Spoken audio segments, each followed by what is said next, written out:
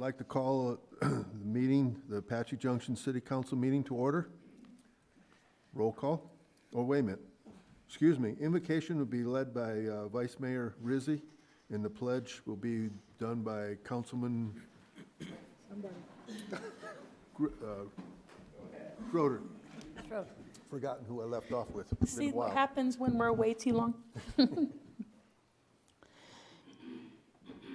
Heavenly Father, we thank you for the privilege of being gathered here today to do the city's business on behalf of our constituents.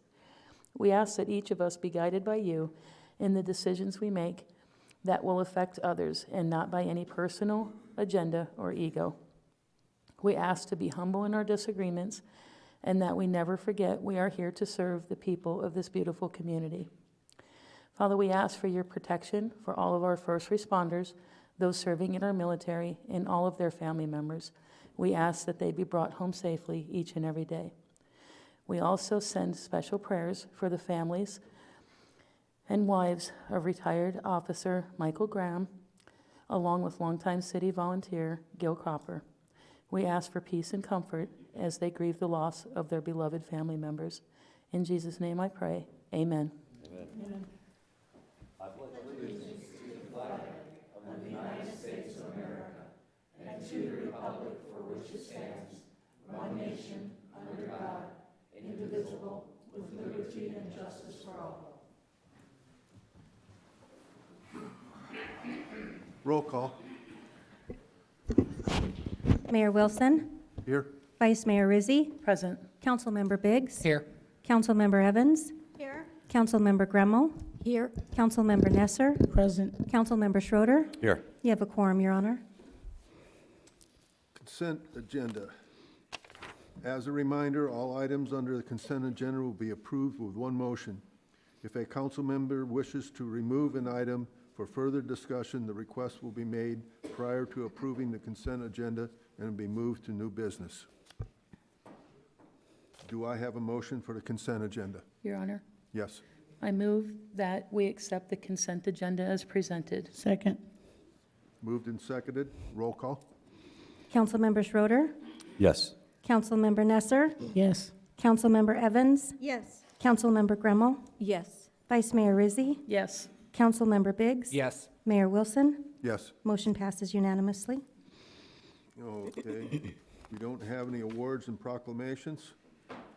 So regional intergovernment updates from the council. Your Honor. Yes. My next meeting will be Thursday, so you'll have an update the following meeting. Okay. No, Your Honor. Tess? No. Greg? No. No.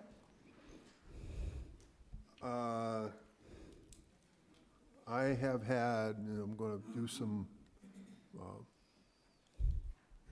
the presentation for here, for me. Oh, okay, that's, all right, I'll do that at, okay, I'll do it later, all right. City Manager's report. Thank you, Your Honor. Tonight, I'm very happy and sad, all at the same time, that we're here to celebrate and we're here to remember and reflect upon our chief, Thomas Kelly, who has served our community for 15 years and who's also served our law enforcement community for 50 years. So what I'd like to start off here, I've got a few things, is a little slideshow. So this one is about the time that he started in first law enforcement at Tinley Park. Chief, get that right? And I just want to remind everybody his last day here in Apache Junction will mark in his 50th year in law enforcement. It's really remarkable to consider that that's where Chief has been. He's served in a variety of roles, next slide, Al, including this picture of him when he served as a DEA agent in the Bahamas. Wow. And then we'll see the next slide, a little more familiar area, with his daughter, if I've got that correct, in one of our parades. I don't know who that guy is, but the Chief Kelly is our team leader on kickball and in every other function we've had with employees. And I think that of course, I always tried to be the bad news Bryants, but the Chiefs team always seemed to win. Not sure why. Rigged. This is our great chief enjoying the city manager's chair, and not sure what else. I will remark on this one and that last one, just what a great sense of humor you brought to the workplace, chief, and how much fun it is to just remember that we're all human, we're all trying our best, and then other times you're Batman, and help keeping us protected. Here he is with our SWAT team there. And then this one, I just want to say, although his career spanned 50 years, we are very blessed to have him spend his final 15 here with us. I'm very honored to be the city manager, to be here today to memorialize this day, Chief, and to express our gratitude. We're so thankful for all the hard work, all the sacrifices that you've made, and for your leadership and your time here. And we're going to sorely miss Chief Kelly. It should also be said how awesome it is to have Barbara here and to be able to do this. We cannot do things ever alone. So Chief and Barbara, we thank you so much. Now, I would like to turn a little time over to Matt. Matt's worked with Chief for 15 years, and then I'm going to make a few public presentations again. Thank you, Brian. Yeah, so one of the first people I met here at the city was Chief Kelly. And he's been a big influence on me, as most of the people in this room know him. And what you see is what you get, and that is someone that's grounded, he's stable, takes his job seriously, he's here, he's approachable, and he just is that steady person that has really kept this department and the public safety in this community afloat. Honestly, he's irreplaceable, right? I think that's how we'd all say. I mean, we'll have another police chief, but no one like Chief Kelly. The experience you brought, Chief, from your many years of experience before here, just brought that clout, that confidence in everyone around you, including all those who worked for you. And we just can't thank you enough for the 15 years that you gave this community. And I approved his timesheets. I knew he worked almost every hour of every day.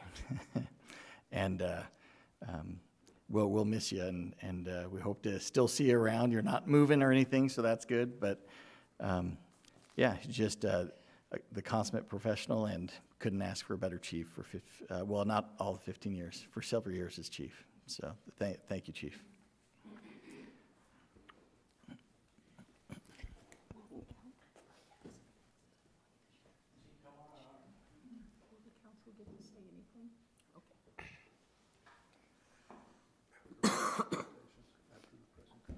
I'd like to present, just like we've done on any of our other employees, just a gratitude of a letter of appreciation for your certificate for 15 years.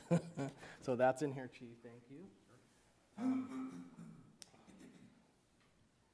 Last Thursday, Chief Kelly was presented with many tokens of appreciation throughout the community, including our local state service, our DEA, the federal level, as well as our local East Valley and Arizona Association of Chiefs. I'm going to read one of the presentations that was given to him on that day for everybody here tonight. It's from the Congressional Record and the Proceedings and Debates of the 117th Congress at the United States Capitol, in which this flag was flown. A representative from Representative Paul Gosar came and shared the following. Madam Speaker, this is from Representative Paul A. Gosar. I rise today in honor of the career of the Apache Junction Police Chief Thomas E. Kelly, who is set to retire this January after nearly 50 years of service in law enforcement. Chief Kelly has been a steadfast defender of our community. In Apache Junction, Chief Kelly worked his way up through the department, serving first as captain of the Criminal Investigation Division before serving as deputy chief and then chief. This impressive record of service made Apache Junction safe under his watch. However, that was only a portion of the country of which he benefited from. It was only a portion of the country which benefited from his service. Prior to his arrival in Apache Junction, Chief Kelly worked in the Chicago Police Department. From there, he accepted a position with the United States Department of Justice, Drug Enforcement Administration, DEA, working in various capacities in the United States and around the world. He finished his time with the DEA as special agent in charge in the Chicago Field Division. Chief Kelly is a model law enforcement officer, which is why he has also worked with the Arizona Peace Officer Standards and Training Board leadership and leadership of the Arizona Association of Chiefs of Police and trained law enforcement professional on a global scale. Chief Kelly will be greatly missed. While we claim his service in Apache Junction, Chief Kelly's retirement marks the end of extended service to our country. His commitment to protecting his community and setting high standards for law enforcement excellence will be greatly missed.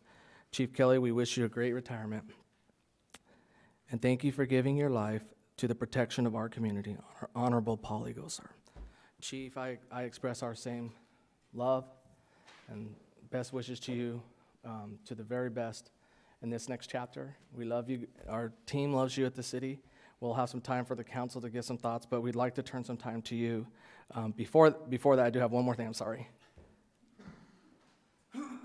The other tradition we have is, and I don't want to get this out too much, I might drop it, but in the Apache Junction Police Department, we provide our officers their weapon, and it's a symbolic of their work.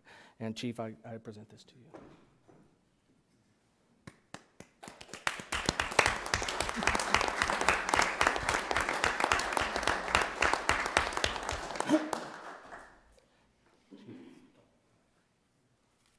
Bryant? Yes, Mayor. Mayor would like to say if he has some things to. I'll come down there.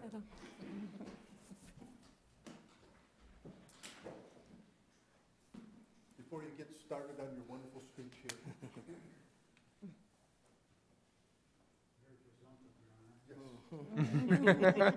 I even wore my hat so you would know who was presenting this to you.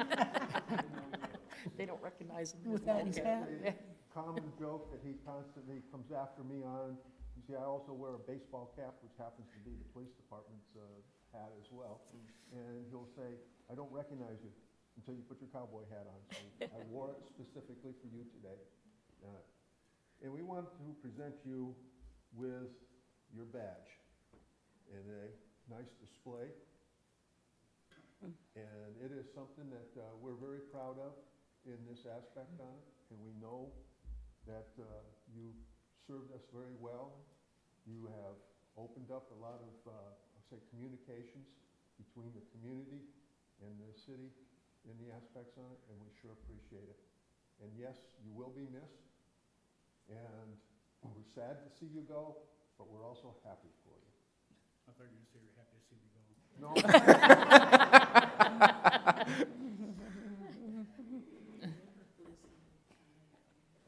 Yeah, you got my hat on again. It'd be nice to get a picture with all the council, with the chief. Yeah.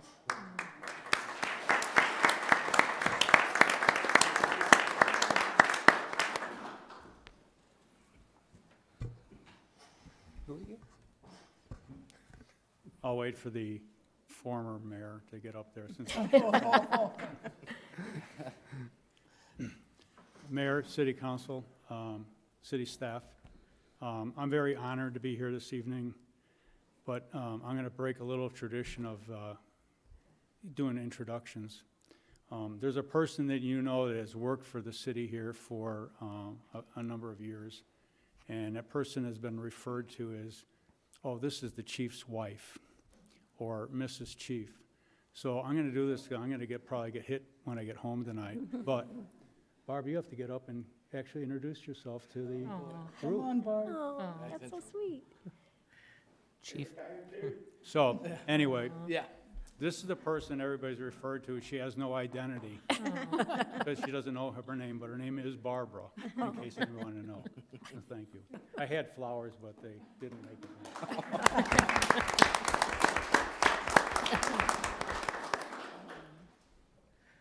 Again, thank you very much for allowing me a few minutes to recognize some folks here. City Council, you all have been the foundation of what I came here for. Your constant support of your police department, or I should say law enforcement, law and order in this community is unparalleled. You all have continued to give me the support that I needed. We didn't always agree, but when we disagreed, we usually talked about things and we were able to resolve it. But without your steadfast support, I would have not been able to do my job. We would probably have been at odds ends and discussed things back and forth. I, unlike some other chiefs across the country, have a city staff and a city council that supports law and order, and I commend you all on that. City manager, assistant city manager, you also have been partners in this endeavor. I'm honored, I'm privileged to serve this community. To me, it was a calling that I've done for the last 50 years, and it's always been that way. I don't say I was always right, but I tried to do right. That's something I demand into my staff as well. We didn't always hit a home run, but the men and women of this department, for you, have always gotten on base. They've always tried to do the right thing. Sometimes we've made mistakes. Sometimes we were called on it, but we've resolved those issues and we held people accountable. So with the support of the city manager, assistant city manager, you also supported us in that endeavor, whether it was changing policies because of things that are going across the country or things that we did on a routine basis in the city, or the expectations you had to hold your officers at a higher standard. Along with that, city attorney, Joel Stern, has also played a paramount role in my role here as your police chief and as a commander back in CID at the time. We always had Joel available to talk to us, give us guidance, give us the most up-to-date legal opinions. We also didn't always agree. You usually won, because you're the one who has to defend the decision. But we would argue back and forth, and sometimes he'd say, well, I don't think you can do that, but you can try it. And we did, and we succeeded. The city attorney and the HR director, this city is like something different than I've never seen before, whether it's back in Illinois or in the federal government. You work together as a team. And sometimes I make a joke that sometimes we're a family, but families sometimes have dysfunctional periods of time in our lives. But we come to some resolution to work together for the common good. And you all did that. And you did that in supporting and making my job a lot easier than it was. And some of the people that I looked up to, the Jerry Williams, the Alan Rodbells, the chiefs from different departments around the state that I've dealt with, the federal agencies that we partnership with, they all recognized that we had support in this city. So thank you very much. I know that must have sounded like a little bit of Academy Awards, but it's sincere and from my heart. The other thing I'd like to introduce is two commanders here today. The other one's out working right now. Commander Joseph Penzi just came on the department in the last year. He comes out of Chicago as well.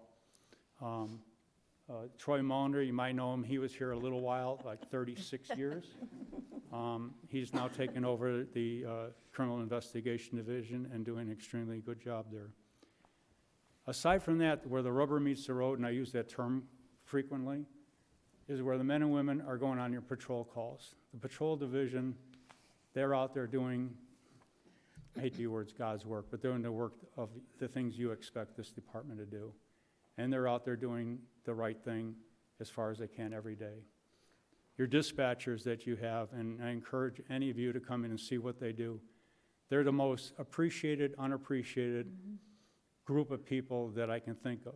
I talked earlier today about situations where they're in that 911 center handling the myriad of calls that these officers respond to on a daily basis.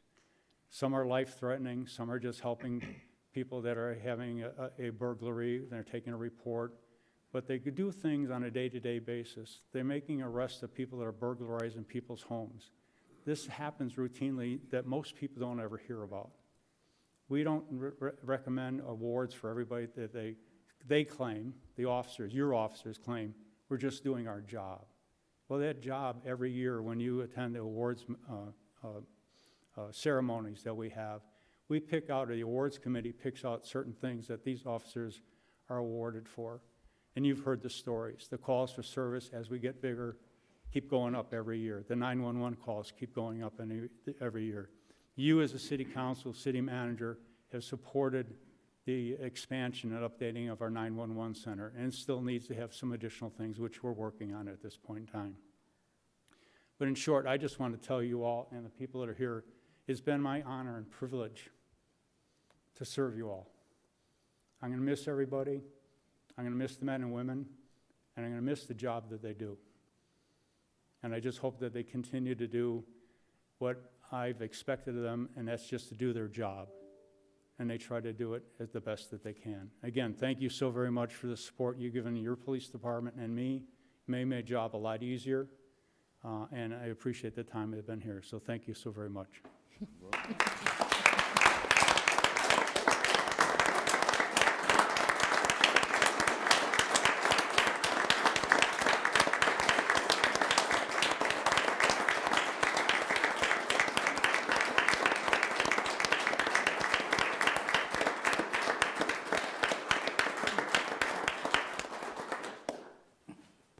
I know a And few I didn't council members cry. would like to say a few things, but Chief, we still got another week, right? A few more days. Yeah, 3 days. Another week. But Mayor, maybe some council members want to. Yes. And I'll start over here. You want to say anything?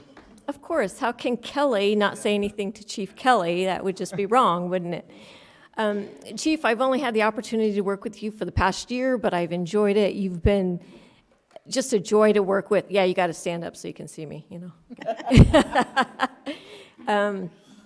But you're always attentive. Anytime I call, you call me back, sometimes over and over again, and I call you back and say, Chief, stop calling me. I've already figured out the answer. But I appreciate it. You're wonderful. We're going to miss you dearly.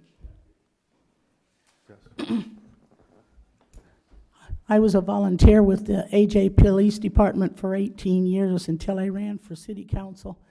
And I didn't work as an employee. I was only there 1 day a week.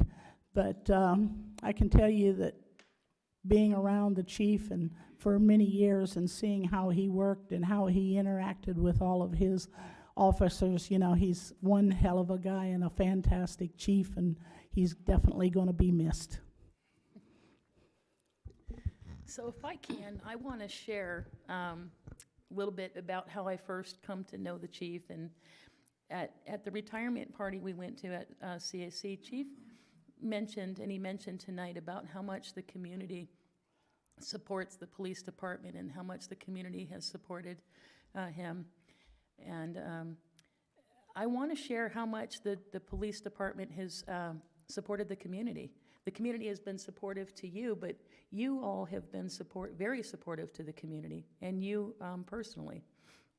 I first come to know the chief through Apache Junction Drug Prevention Coalition.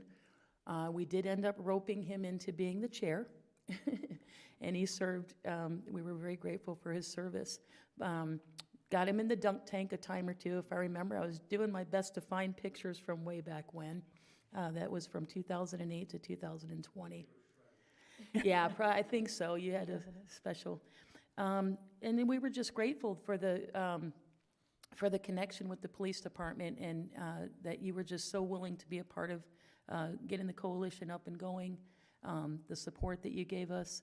And also there were several times through the toys that the police department had collected.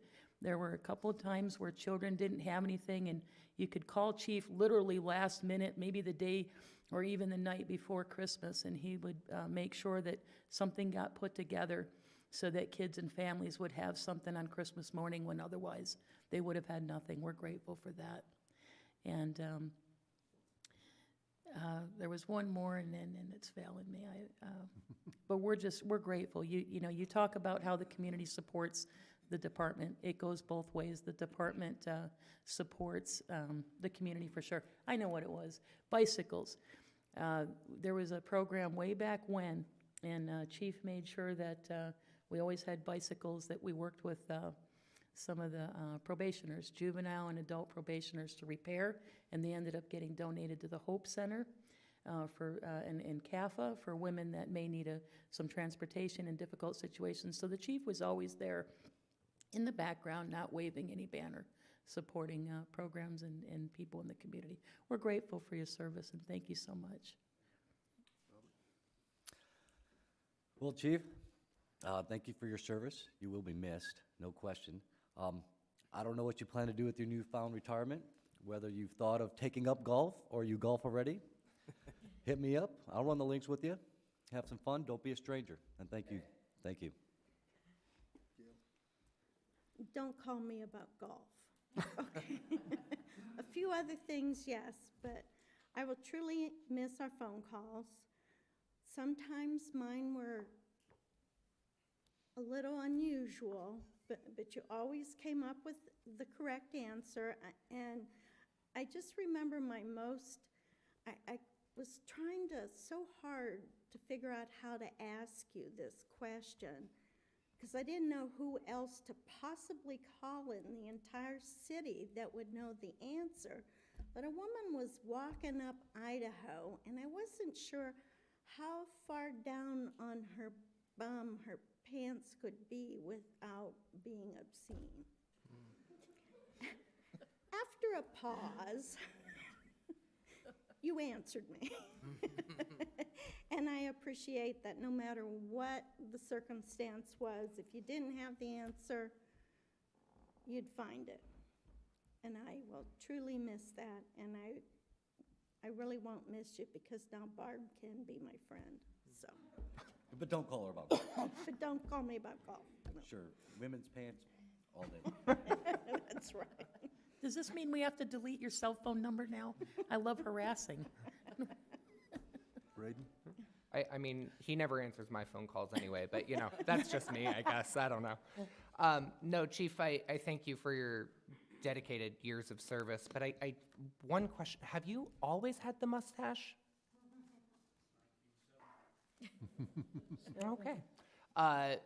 My brother, as you know, worked for AJPD, and I called him. He knew you were retiring, and just, you know, asked him kind of his thoughts on you, and he said, you know, Tom and I never always agreed, but he was always there to help back up his officers, and that rings true as chief as well. So thank you for that and everything you did, not only for my family, but for the community as a whole. And Barb, to you, come Friday, he's your problem. We don't want him back. So, I mean, we do, but, you know, we don't. So just thank you for everything, and you will really be missed, so. Again, thank you all. Thanks to the community as well. It's been a pleasure. Thank you. The challenge was better. You want us to squeeze in? Squeeze. It's okay, that's Would you okay. stand up? Oh, stand up. Stand. How would we know? Kelly, stand up. Stand up, Kelly. Bring her in here. Wait a minute, Kelly needs to stand up. You're on the chair. Hey, Al, Okay, can we have chairs going back? Yeah. Come on in. We can set you up here on the, yeah, I'll stand up here. Mayor is sliding your chair back, so don't sit down. I always want to be in the back. squeeze in there.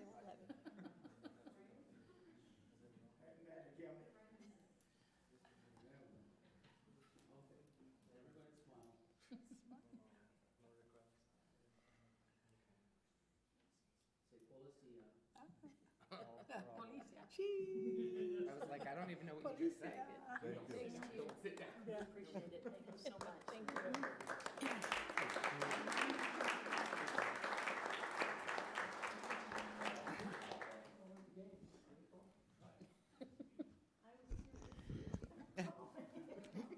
I shredded your number. You taser game's on. Bring it. In celebration, we have some wonderful refreshments that folks, you know, if they want to stay and visit with Chief, we have some there. Your Honor, that concludes my report tonight. Okay, announcement of current events, and I think I'll start off this evening.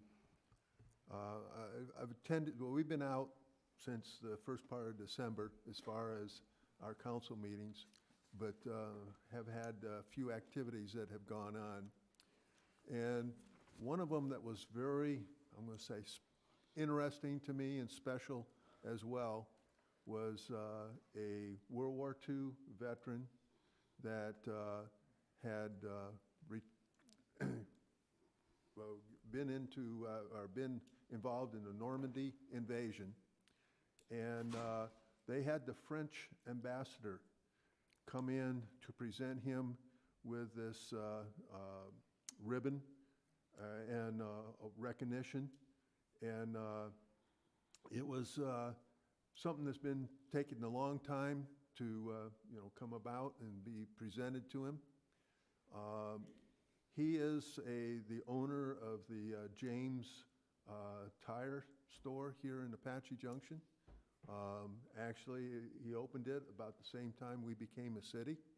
So he was very familiar. In fact, his statement was that he lives in Gold Canyon, and he says, every morning, he says, I come into Apache Junction to go to my favorite restaurant to eat every morning. And that's at Mickey D's. And he comes down there and every morning and has his morning breakfast.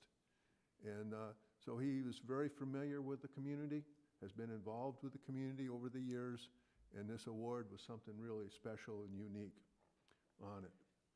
The second picture over here shows all the World War II veterans that were present at the time. One of them is over 100 years old. Mr. James is working on the door of coming up to 100, and so this is a special opportunity to have. And I was honored to be there and present him with some things from the city of Apache Junction as well. Now, we had this wonderful event at the Flatiron, excuse me, at Prospector Park, excuse me. Got to get the name of the correct park involved into it. And it was very unique in the aspect of celebrating the 100 years since the city of Apache, since the area has been named Apache Junction. And it is something that is unique and historically, and we had several of the descendants of the Curtises that were here as well. And it was an opportunity to not only celebrate the history of our, but also in the aspects of being able to see and to do. And my wife and I had our pony out there, and I think we probably covered 100 miles with that pony during the day. I know for a fact my legs and my wife's legs were very tired at the end of the day. But it was a unique situation, and it was very enjoyable. And it was something that I thank the leader of the whole group involved in it in doing such a terrific job of it.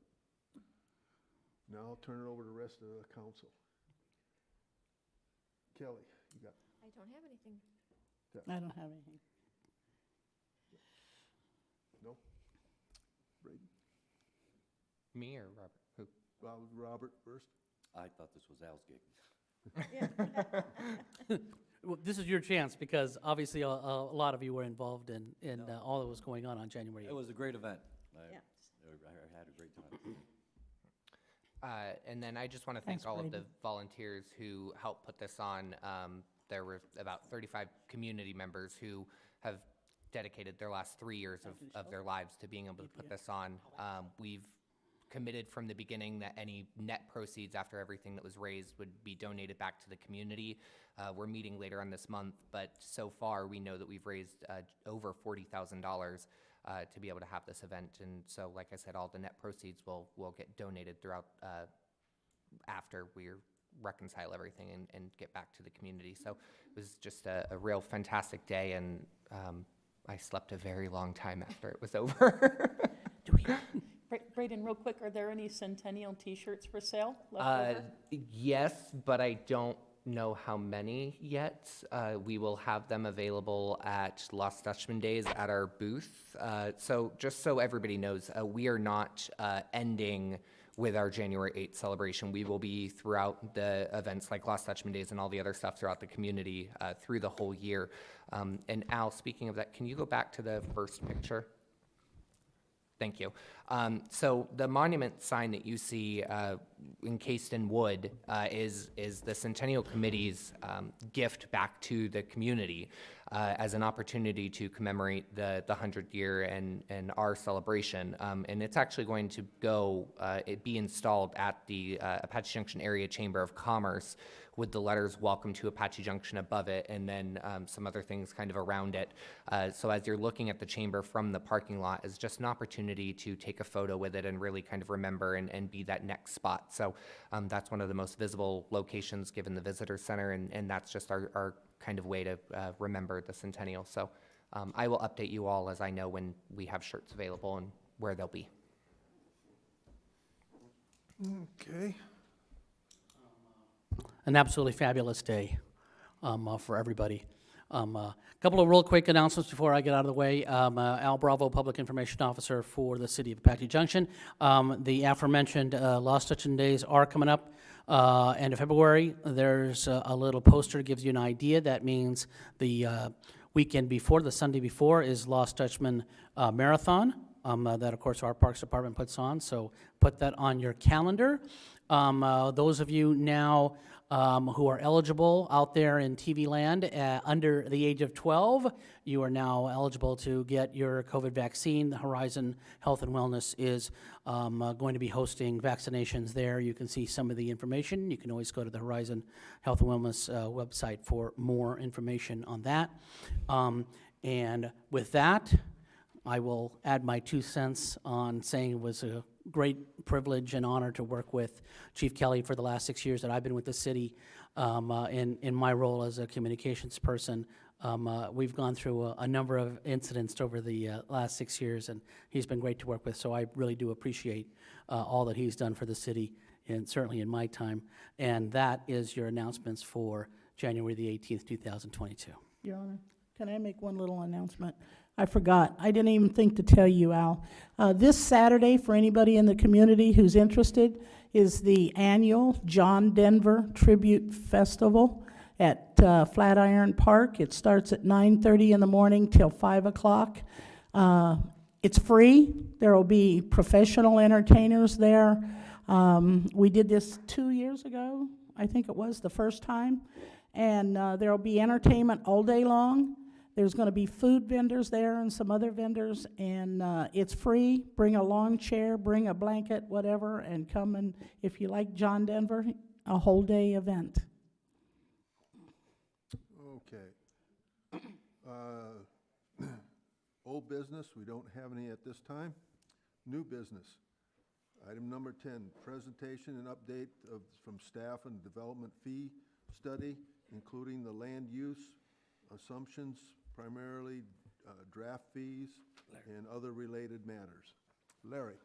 Your Honor, before we jump right, I just wanted to remind, as a reminder, development fees, what they are and what they are not.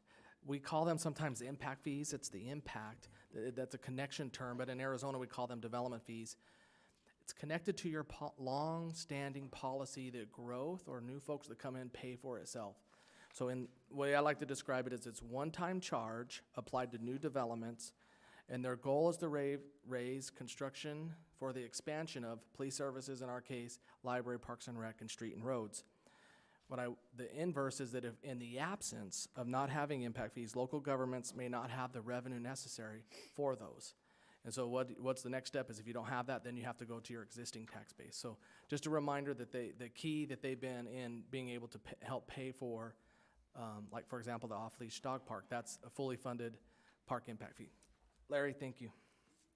Thank you, Brian. Larry Kurtz, Director of Development Services. We have some council members that are new, or you were on the Plan Commission and you hadn't seen this before, but the city has had development fees since the early 2000s that I can go back and find information on. And as the city manager pointed out, they are intended to pay for public services, facilities, infrastructure caused by new growth. And so we just did this in 2019. So some of you may have deja vu from just doing this 2 years ago. However, we felt that with the annexation of the 6,200 acres, Rudy will correct me, and development units 1 and 2, we're going to see a lot of growth over the next 5 to 8 to 10 years. You've also noticed just what we call north of baseline, significant amount of residential development, commercial development, Dutch Bros, Popeyes, things like that are coming in. So with the notion that we've seen a lot of recent development, that we didn't really want to wait the 5 years, so you have to update these every 5 years. And every 2 years, you have to do like an internal audit to make sure that the fees are spent correctly. So we did an audit of a third party, came in and did an audit a few years ago to make sure all the monies were spent accordingly. So this process concludes next October. So here we are in February. I put a calendar on your desk that this is our staff internal calendar, so you'll see like when the ad has to go over to the city clerk's office. There's a lot more detail here than you need, but just suffice it to say that this is a 235-day process to update the fees. And again, as city manager said, we do collect fees for police, public safety, for library, parks and rec, and transportation. So tonight, Ben Griffin is here with Tischler Bice, and he's going to kind of give a broad overview. We had a stakeholder meeting this afternoon with the development community, so as part of this, we do want to invite the home builders, apartment builders, and get their input as well. So we do, you'll notice we do collect fees for residential development and also commercial. So we have a fee for single family, multifamily, and then also various types of commercial development. So with that, I'm going to turn it over to Ben. Mayor, Vice Mayor, council members, staff, as Larry said, we just did this a couple years ago, but the recent growth and the expected growth, it just made sense to go ahead and, do this update, make sure that we take a look at everything, especially with, increasing, construction costs. We started this process a few months ago. We will officially start the adoption process in February. So tonight, this is more of a Impact Fee 101 refresher for anyone that, doesn't quite remember 2 years ago, or if you weren't on the council 2 years ago, have never dealt with impact fees, we can go ahead and, thank you, bring you up to speed. And we'll do sort of a higher level overview today, and then April 5th, I think, is the official first public hearing. We'll go into more detail with that.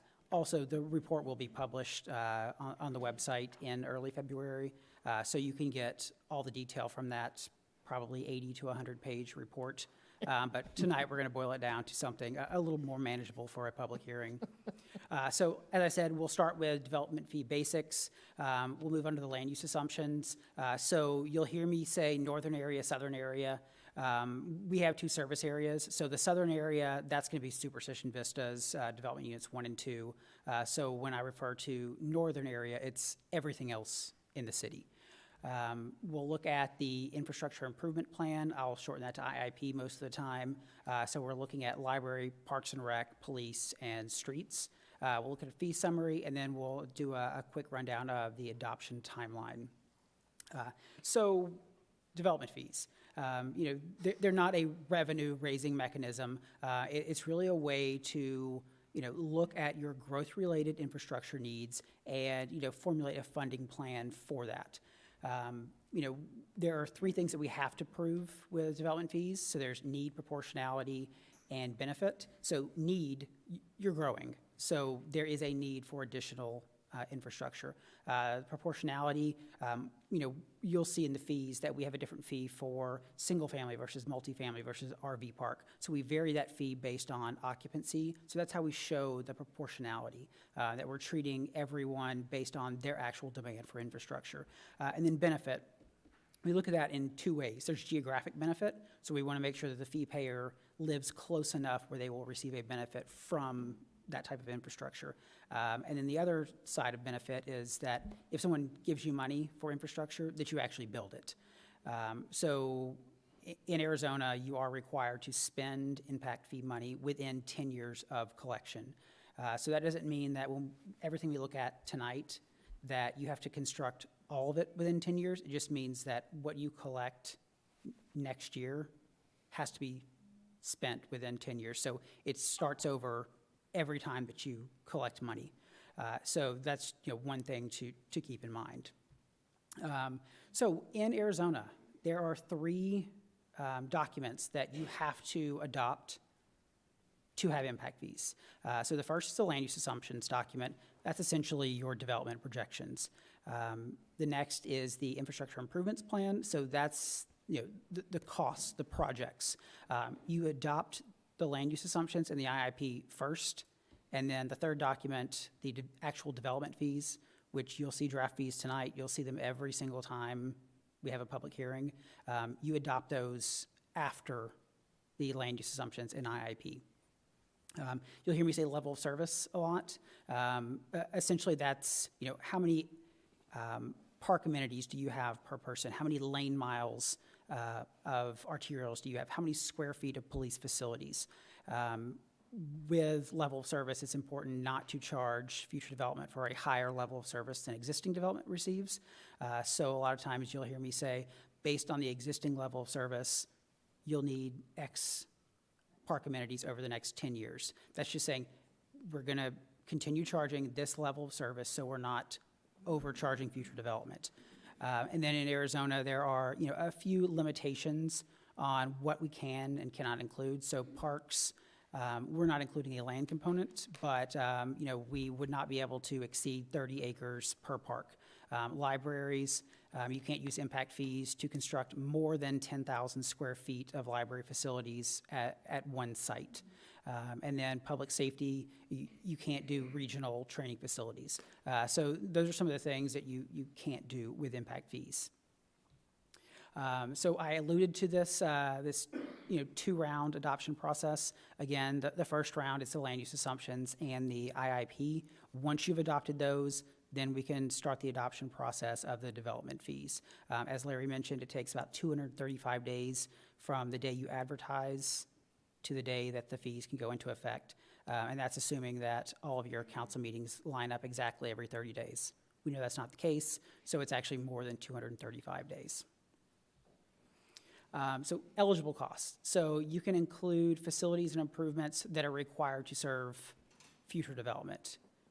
We can't do maintenance, repairs, rehab, replacement, anything like that. It has to be capacity adding infrastructure that is required by future development.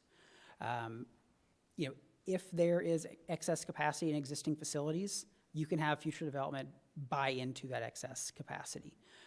And then if you're trying to correct an existing deficiency, so and actually police facilities is a great example because we're doing this, or in the draft fees, the proposed fees, we're doing this where we say, all right, we should probably have more square footage than we do, so we need to raise the level of service over the next 10 years. So we need to also treat everyone the same. So we identify the growth share that we can recoup through impact fees, and we also say this is existing development share that needs to be funded with non-development fee revenues. So if you're going to fix a deficiency, you have to have a outside funding source used to basically pay for that deficiency. Again, we're just making sure that we dot all of our I's, cross all of our T's, so this goes through smoothly. All right, fee methodologies. So there are 3 general fee methodologies. They basically point to, points in time, so past, present, future. So past would be cost recovery. You have oversized a facility. So, a wastewater treatment facility or, a library, something like that, where you've built larger than you need, you can have development buy into that excess capacity. Present, that would be incremental expansion, where you just say, hey, this is our existing level of service, and we just want to maintain that. So whether it be park amenities, police vehicles, things like that, we can just say our existing level of service is what we want to maintain. We're going to base the fee off of that. And then future, that's a plan-based approach. The police facilities, that's a good example where we say, we want to get to here, we're here, so how do we get, how do we cover that delta? And so we, again, identify growth share and then existing developments share. Next up, evaluate the need for credits. We want to make sure that development isn't charged twice for the same improvements. So there could be a site-specific credit where a developer builds something that we're including in the impact fee study. So if a developer built adjacent to one of your parks and said, hey, we're going to build a playground or we're going to build a ball field, they could get credit for those improvements against their impact fees. There's a debt service credit where we want to make sure that someone's not paying once through the impact fee and then once through any revenues to pay for that debt service. So if there was debt service, we would just do a credit into the impact fee. So there would not be a double charge. And then finally, dedicated revenues. So if you have any sort of dedicated revenue that is going to pay for something that we're including, we would need to provide a credit for that to make sure, again, that their future development's not charged twice. All right, so any questions on development fee basics before we move into the actual land use assumptions? All right. Basically, we want new growth to pay for itself. That's what it boils down to. Pay its fair share. Right. All right, so I mentioned proportionate share in one of the first slides. So these demand factors, this is one way that we make sure that everyone is charged proportionate to their demand. So on the residential side, we're looking at occupancy. So this is actually census data where we say, okay, based on your existing development base, a single-family home has, on average, 2.37 occupants. So when we charge fees on the residential side per person, we can say, okay, well, if it's $1 per person and we have 2.37 persons per single-family home, that home should pay $2.37 for their share. On the non-residential side, which you see at the bottom, we use either vehicle trips or employees at that site to vary the fees. So the idea is that, if you're generating more vehicle trips or you have more employees at your site, you should pay more in fees. If you generate fewer trips, if you have fewer employees at your site, you should pay less in fees. Again, that's just to make sure that we charge different types of development proportionately. Gail has a question, wants to ask I you. have a quick question.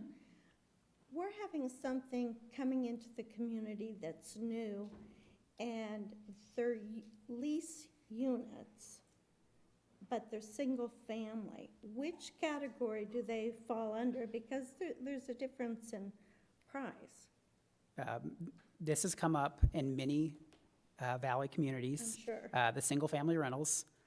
It's a newer product type where they're sharing water meters. You have multiple units on one parcel. It acts like a single family, but it is built like a multifamily. I will defer to your planning department, to legal, but Sorry, We charge the multifamily fee for those.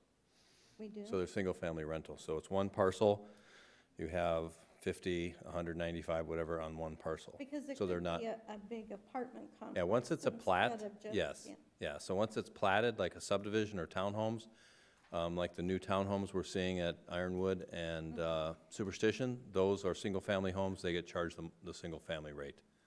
The single-family rental, it's basically multifamily, we charge the multifamily rate. Okay, thank you for clarifying. thanks, Larry. All right, so the land use assumptions. These are our 10-year projections for the northern area.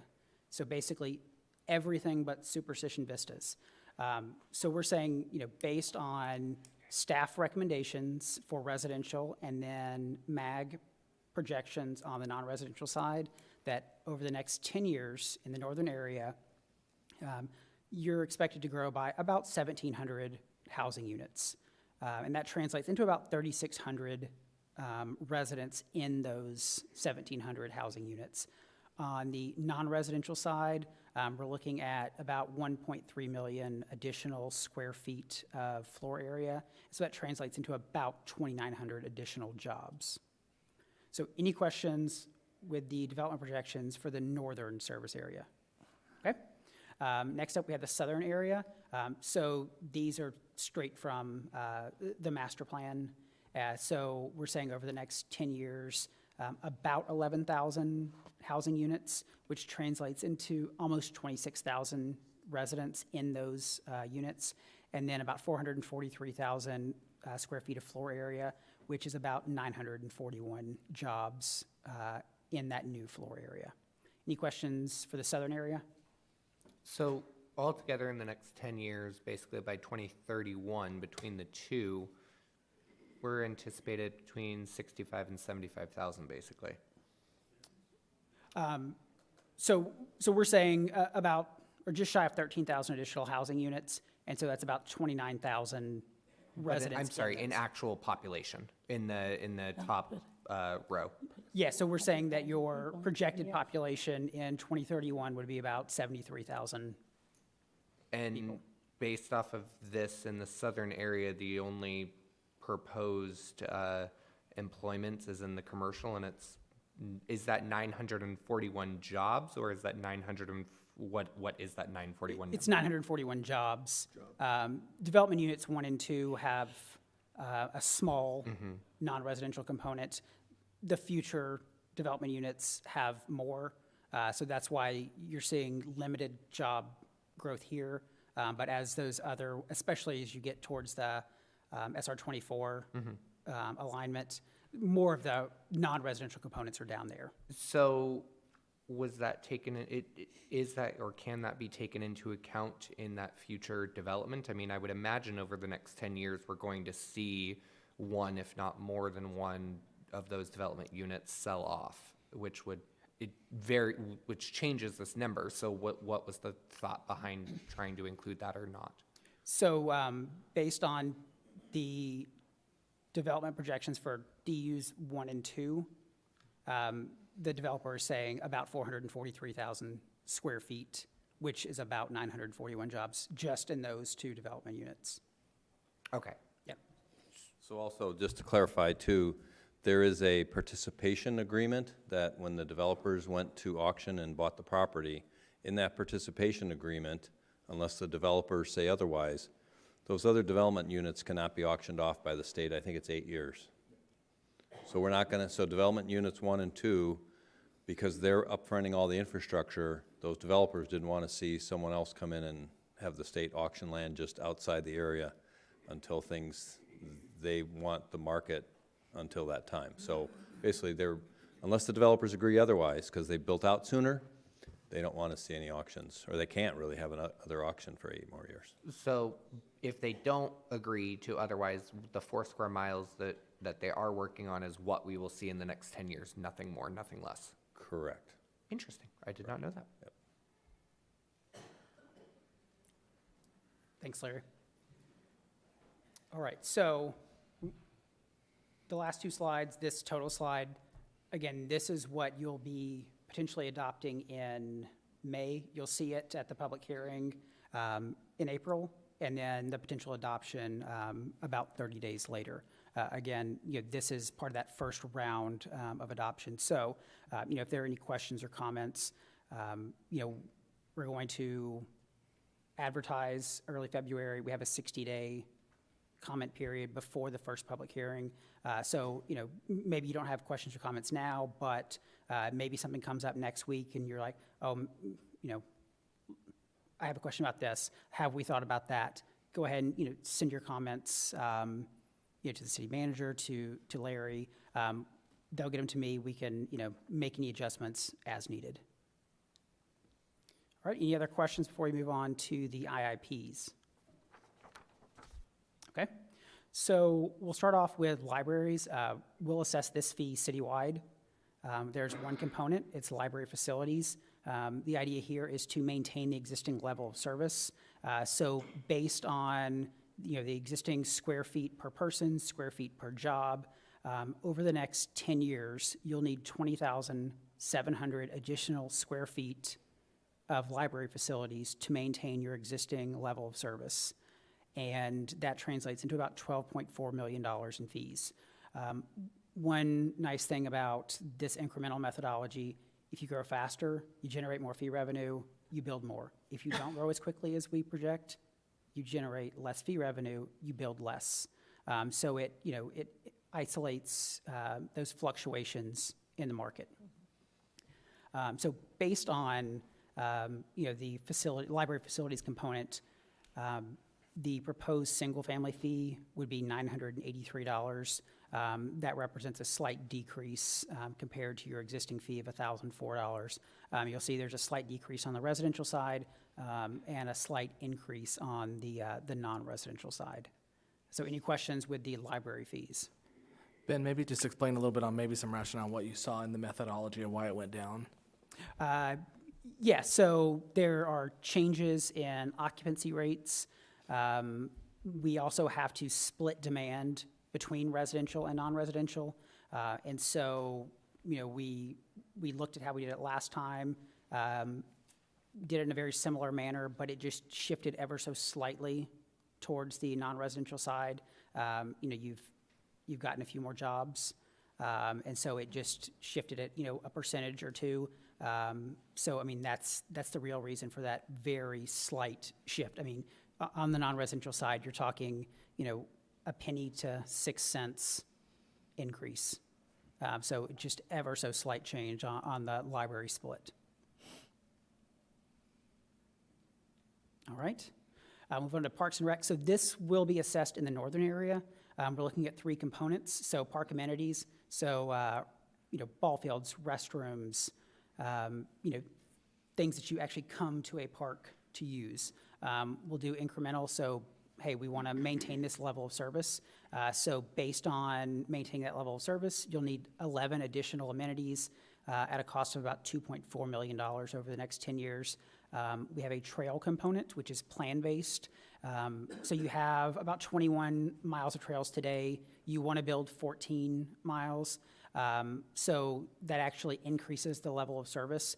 So you'll see under that 10-year demand where I have this growth share of 2.8 miles and 600,000. The non-growth share is what existing development should pay to raise that level of service.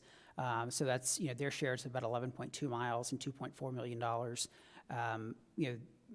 In discussions with the Parks Department, there are grants identified to cover at least part of that $2.4 million. And then community centers, this is actually a new component. And so you have 40,000 square feet today. Maintaining that existing level of service, you'd need to build about 3,600 additional square feet. In Arizona, you cannot build more than 3,000 square feet of a community center with development fees. So, this 3,600 square feet would need to be split over, more than one facility. That doesn't mean that you're limited to only building 3,000 square feet. It just means if you have a 10,000 square foot community center, you can only fund 3,000 of that with development fees. That other 7,000 square feet would need to be funded with some other revenue source. Some other valley cities have said, okay, well, if we can only build 10,000 square feet of libraries and 3,000 square feet of community centers, we're going to co-locate those to better use that space. And so that's, something we've been discussing, with, parks and libraries of how you could co-locate some of those, to get some better economies of scale. So with Parks and Rec, the proposed single-family fee is about $2,600. That doesn't, that's an increase compared to your existing fees. But again, we're adding a community center component. We've updated some of the amenity costs based on recent projects in other valley cities. So any questions with Parks and Rec? Okay. Next up, we have police. So this would be a citywide fee. We're looking at a plan-based component for police facilities. So you have about 13,000 square feet today. The plan is to build 51,500 square feet over the next 10 years. Obviously, that raises the level of service, so we have to treat everyone the same. So the growth share of that 51,500 square foot facility is just shy of 26,000 square feet. So future development share is about 14.2 million. The remaining, just shy of 26,000 and $14.1 million, that's existing development share. So you would have other funding sources used to raise that level of service. We're doing an incremental methodology with police vehicles. So you have, I believe it's 80 today, and based on projected growth over the next 10 years, you'd need 53 additional units. And so that would raise about $4 million to purchase those 53 units. Communications equipment, you would need 114 additional units to maintain the level of service. So that'd be about $1.1 million. So the proposed single-family fee for police facilities would be $1,243. Any questions for police? All right. Finally, streets. This would be assessed in the northern area. We're looking at arterial components as our one component. Sorry, arterial improvements. Basically, what we're doing here is saying you have a certain number of lane miles today. We want to maintain that going forward. And so you would need 4 additional lane miles at a cost of about $8 million. So for a single-family fee in the north, your proposed fee is just shy of $3,500. Your current fee is just under $3,200. So we're looking at an increase of a little over $300 for single-family. All the other land uses actually see a decrease in this methodology. That's partly due to updated Institute of Traffic Engineers trip generation rates. I could go into detail on that, but it's really boring. But they were just updated. So we've just seen a shift away from vehicle trips on everything except for single family. All right, any questions with street fees? We're almost there. We're right at the end. All right, so the proposed fees in the northern area would be just shy of $8,300. The existing single-family fees are just under $6,000. And that's all encompassing, correct? That is for all of your non-utility fees. Water and sewer, they're also updating as we speak. But those get adopted separately through the state's capacity fee legislation. But if this eventually comes to us to pass, that 82, 66, 56, 60, 59, 59, or 55, 99, that includes everything that you just discussed, Library, at least parks, for the police, northern street. area. Exactly. All right, and then for the southern area, those are assessed library and police fees. So a single-family home in the southern area would pay $2,226 because they're handling their parks and streets through the development agreement. And we would essentially have to just credit them for any fees that they paid anyway. So that's a big difference with the bulk of those fees coming from the northern area, which, again, you said is basically everything north of Baseline Road. Correct. What is the big, 8266 for a single family in the northern area versus 2226 for a single family in the southern area?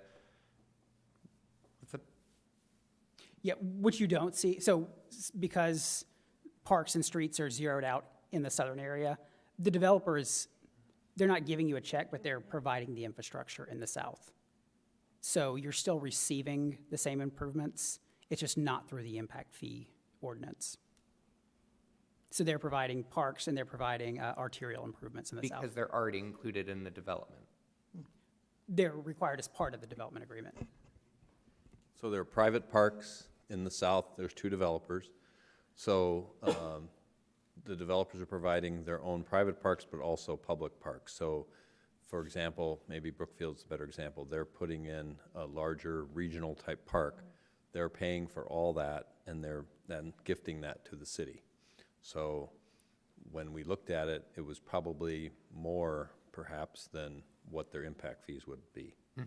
So again, say their impact fees would have been $10 million, they might be providing $12 million worth of amenities, and then they dedicate those to the city. I did want to point out, I don't know if Ben had the last slide there, but when, I think it was 2014, there was an update, and then we were required in 2019. The fees in if I can go back up one, I think they were $9,500, Bryant? Is that right? So our fees More than then. have, not depending on who the consultant was necessarily or the methodology, but the fees for a single-family home back in 2014 were $9,500. Then they did go down to this $5,900. And again, the last time it was done, we didn't have, for whatever reason, I know that I was new at it, Liz was new at it, we'd never included the multi-gen center. So as Ben said, we now have 40,000 square feet of multi-gen center as our level of service. So now we've added that component to this new update to say, okay, that was our level of service for that population, so now that's why we need the 3,600 square feet. That tiny bit as to why Parks is up a little bit. And then Lieutenant Parker painstakingly went through all the police department stuff. So I know you didn't go into the detail on how many square feet we have, but we have about 13,000 square feet of police building now, and we probably have a need for, over 40,000. So we're really our level of service in terms of space. They're really busting at the seams in the PD. So the city itself will have to come up with the money to establish a new level of service, over that 10-year period. So yes, it's a significant increase. Can you look at it? Well, it used to be 9,500, then it went to 59. We're seeing costs, as Mike Weaver was working with Ben, of the cost per lane mile is now, I think it was 1.5 million. I think we were using about $1 million. Library costs now are about $600 a square foot. So everybody's seeing all these costs increase. If we didn't do this update now, we would really be, our dollar today is worth a lot less 2 or 3 years from now. So that's another major reason for doing these. Yep. And I think there was, I don't know if you had your comparison chart, but there is a comparison chart where we were at today and where we may be if these get adopted. I don't know if you want to. Yeah, so you can see, right now you're about mid-pack in the valley. What we generally see as, whoever is updating, they sort of move towards the top because they have the most recent costs. It's also more common to see the cities sort of on the edge of the Phoenix area having higher costs because they're newer. They have all these growth-related costs. But yeah, so you can see, you still have, Peoria, Gilbert, ahead of you. You're right in the thick of, Goodyear, Queen Creek. Again, these cities that are more towards the edge that have these, growth-related infrastructure needs, it's expected that they would have higher fees. Do we know when these communities last updated these fees? Off the top of my head, no, but everyone is required, within 5 years. So if someone hasn't updated in a couple of years, within the next couple, they have to start the process. And that's every 5 years they have to update? Yeah, they're So required. reasonably, it's been at least going back 7 years to 2025 that these have been. Oh, yeah. Yeah, I mean, Tempe was October or November. Surprise and Buckeye were early 2020. So yeah, I mean, everyone on this list has updated it at least once within the last 5 years. Interesting. All right, and then the final slide, just the adoption timeline. So today we had our first stakeholder meeting. This council meeting, February 3rd, You will advertise the land use assumptions and IIP. That starts your 235-day clock. So you can't do anything for 60 days. After that 60 days, you can have your first public hearing on the land use assumptions and IIP. So that's scheduled for April 5th. You'll also have the second stakeholder meeting that day. After that first public hearing on the land use assumptions and IIP, you have to wait 30 days before you're allowed to adopt. So tentatively, that would be May 17th, where you could adopt the land use assumptions and the IIP. May 19th, you would advertise the development fees, which you've already seen. These are only proposed. We can, make changes. But then July 5th, you would have your first public hearing on the development fees, wait 30 days. You could adopt as soon as August 16th, and then you have to wait 75 days before those fees become effective. So that would be tentatively October 31st. So that is my last slide. So if there are any questions or comments, hopefully I can answer them. Yes. I just have a request that when you do the publications and that, can you keep the acronyms at a very minimum? Because it's very hard for the public, even if we know what we're talking about. It's with everything on the internet, and if you just see a bunch of acronyms, you go, okay, what is that, and how far back do I have to go to see what it is? Of course. I just appreciate that. Yeah, and definitely in the reports, it's always land use assumptions, infrastructure improvements plan, because that's required in Arizona that you call it those Spell it things. out for Yes. us. least Thank once. you. It's fascinating to be a part of this whole process. Yes, it is. Anyone else? Okay, thank you. All right, thank you. I have a request to move item 12 up because some people have to leave here shortly, so I'll go ahead and skip 11 and we'll come back to it after doing 12. Discussion and update on Friends of Apache Junction, AJ Community Development Corporation, corporate sponsors. Fox Young. Good evening. Actually, Al, can I change this one to, well, I'll start with this one. Mayor, Vice Mayor, members of the council, thank you for having me up here tonight. Unfortunately, the president from the Friends of Apache Junction came down sick, and she's on short notice. We couldn't get anybody else, so I'm going to fill in and do the best I can with their presentation.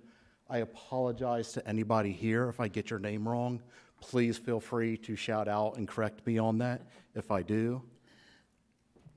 The mission of the Friends of Apache Junction is to support the community and improve the quality of life for residents by securing resources for city departments and programs. In 2021, donors gave over $90,000. To me, that's an astounding number. When I saw that, I was amazed that this community gives that much money pretty much every year in support of the programs for the city and the rest of the community. Donors gave directly to the Friends of Apache Junction organization, the Parks and Recreation Department, the Police Department, and the Paws and Claws, which is under the Police Department. Their bronze donors for the Friends organization was Roxanne Coleman and the Arizona Water Company. Those who gave to the Parks and Recreation, the bronze donors were Dalston LLP. Silver donors were Cadena LLC, Apache Lodge number 69, McDermott Insurance, St. Helen Auto and Hardware, and the Superstition Mountain Rotary. Platinum donors for the Parks and Recreation were Varnett and Kathleen Larson. And they have apparently different levels of giving, and the bronze, silver, gold, and platinum recognize those different levels. The Apache Junction Police Department end-of-year campaign, their silver donors were Charles Iverson, Bernadette Bergen, Superstition, and Superstition Mountain Rotary. There are gold donors for the same program there, Philip Hines. And those who gave to the AJPD DARE program, their bronze donor was the Arizona Water Company. Silver donor was the Goldfield Ghost Riders. Gold donor was the Superstition Mountain Promotional Corporation. And their platinum donor was the Apache Junction Drug Prevention Coalition. And I believe that was omitted from 2020's presentation, and I know they wanted to give that recognition and make sure that that organization was recognized. And there's their logo. Just a picture of some of the work they did. They were longtime donors for the city of Apache Junction and to the Friends, and they did a lot for the community as far as drug prevention. The auxiliary program, the bronze donor was the Lost Dutchman Marathon, and it looks like the Lost Dutchman Marathon was also a bronze donor for the Explorers program. The Apache Junction Wounded Officer Fund, silver donor was Jonder Arita. The gold donor was Martika Harris. And the platinum donor was Albertsons. And I know they gave a lot of money to help in the Wounded Officer Fund. Unfortunately, one of the officers in the AJPD was wounded in the line of duty last year. Paws and Claws, their bronze donors were Stephen McClintock and Sandra Ayers. Their silver donors, Patricia Weddick, Harold and Rosalie Thompson, Timothy and Sharon Brashawn, and Steve and Laura Carini. Their gold donors, Rosedale, the Olga Nolan Trust, Rosalie Thompson, and Becky and Sydney Gardner. And just something that I've noticed, apparently a lot of the names are repeating. So I would like to thank those donors. I'd like to thank every donor. But I'm noticing donors are giving to multiple programs and projects and giving multiple times to the same one over the years. So I would like to thank everybody for that. The Paws and Claws Platinum donor was the Ronald Patterson Trust. And again, thank you all. It's such a wonderful community, and I'm proud to be a part of the AJ community out here. Everybody has been great. They're so giving.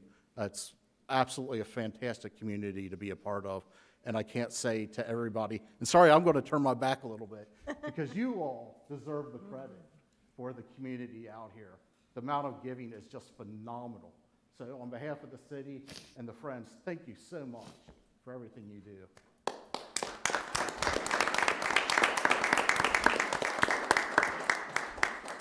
And I believe if anybody who is a donor wants to come up and say anything, feel free to do that. If not, then Al, I may have some pictures. Do pictures with the mayor. So did anybody want to speak? Your Honor? All right, I'm it. I will. Can I speak from here, though? For some reason, that microphone totally freaks me out. So thank you for the recognition. It just, when I hear the numbers of $90,000 and that's consistent every year, that's just Apache Junction. That just shows the generosity that we have in our community. It's amazing. I just want to have a special thanks and recognition for the platinum donors that did come. We have several founding members here tonight from Apache Junction Drug Prevention Coalition that didn't have the opportunity to come last year originally. Things just, get mixed up. That's okay. But they're here tonight. And after 12 years of dedication from the coalition, it's bittersweet. It's the end of an era for the coalition. For that coalition, but I certainly don't want to let the people that put the time and the effort to start that coalition go unrecognized. We have several chair people here, several co-chair. Some of the people, unfortunately, are no longer with us, so we asked their spouses to come. We have Sherry Buck, if you folks would like to come up. I think they're going to do a photo. Is that okay? Is that okay? We have Sherry Buck. She was, I believe, our first chairperson for the coalition. Yes. We have Francis McGregor. We've got Luciano Bazine in the back. Who else? We've got Joyce Cropper in place for Gil Cropper. We have my husband, I always reeled him into everything I've done over the years, Robert Mage, and myself, and Mayor, if you'd like to come down. And I'd also like to just say that over the years, the city, former mayors, current mayors, council members, departments, we had Parks and Rec, the police department, the library, always were so supportive of this coalition. We did a lot of things that were just behind the scenes that people don't know. We did a lock-in, rock-in for New Year's Eve. Kids could come to the Boys and Girls Club. They were another community partner, Judy Bory. We put on a big program all night long. Parents could go do their partying. They could stay overnight. We'd keep them occupied, serve them breakfast in the morning. Parents could come in the morning and pick them up. A lot of things over the years. These are community members that just, again, they're not out on Facebook and, waving their banner, but they have put a lot of time and a lot of effort into this coalition that really, they poured their heart into it, and they really deserve that recognition. So thank you it's important that we recognize our donors, and all the others that donated to the city. We're grateful to every one of them, so thank you. Yep, Chief. One more photo, Chief. That's right, Bob. Did I miss any? I think a couple people might have had to go. We yak so much up here at our meetings sometimes.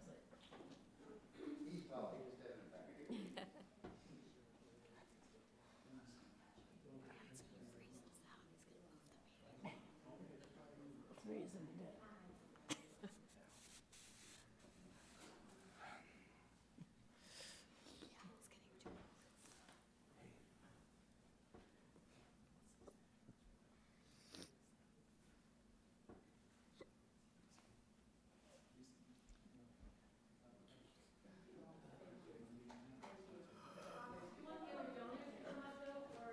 Yes, if the other donors, if anybody is present, please stand up, come up, get your picture taken. If you want to say a few words, anybody, feel free.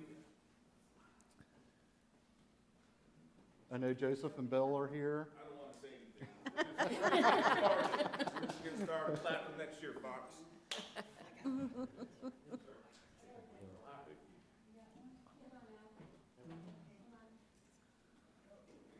And Joseph is from Cabot's Ace Hardware. Yep. Has done a lot of work helping the city out. And then Bill is with Arizona Water.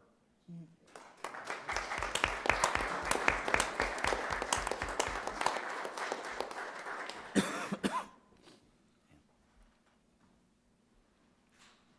anybody else still left? I know some people had to leave.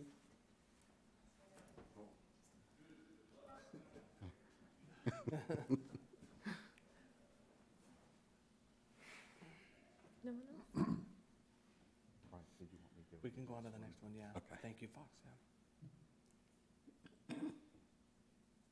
Thank you.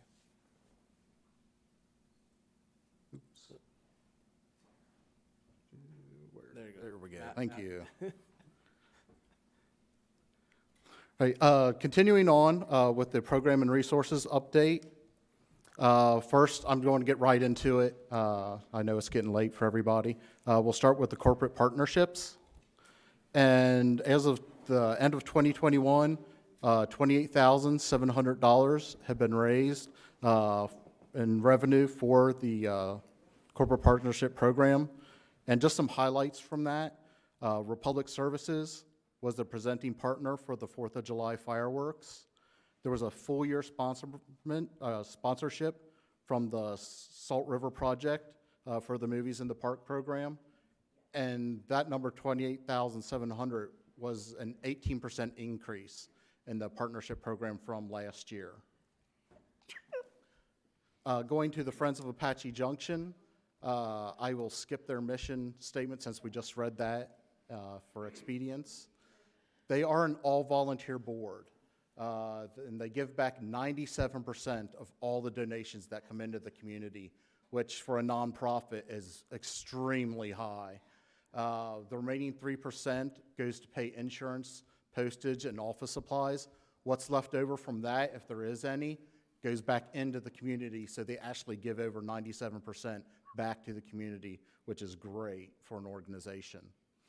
In 2021, as I said before, it's actually over 90,000 was donated. The Friends provided over $50,000 for events, programs, and improvements. Now, the remainder is held in an account, so if the police department needs it during this fiscal year, then they can draw from that money this year. If they need it for Paws and Claws, Parks and Recreation, they're able to utilize that money, so it just rolls over, and it stays in that account. It can't be used for something else. That's their website, thefriendsofapacheJunction.org, and I will apologize to anybody who went there yesterday. The pictures were broken due to an update, but I've been told that's been fixed today, so you can go back there and see all the pictures from the current programs and everything going on. They also just announced they are doing a golf tournament, and it's going to be in May, I think May 14th, somewhere around there. Information should be up on the website about that in the next week or so. Moving along to the Apache Junction Community Development Corporation. Their mission is working together to maintain and create safe, affordable housing, support economic opportunities, instill a sense of community pride and commitment, and enhance the physical image of Apache Junction. 3 projects that they're mainly involved in, that's not a exhaustive list, but their main ones is the Focal Point, the Make a Difference Day, and Community Revitalization. And the first 2 kind of fall under the overall scheme of the Community Revitalization Project. The Focal Point is just right down the street. You can buy commemorative bricks for a veteran, a beloved pet, or the general public. They can be ordered directly on the AJCDC website. I believe they're $50. Moving along to the Make a Difference Day. This past year, it was held on October 9th, and I know many of the people that I've seen out in the audience and up in here were there helping out. It focused on Silly Mountain, community cleanups around the neighborhood, and the Focal Point brick revitalization. I'm just going to share a few photos from that event. This was Flatiron Park, and I want to give special mention to Joseph Burks from Kabat's Ace Hardware and to Kabat's, because they have been a partner for this program since it started, and they have done a lot of work with the group.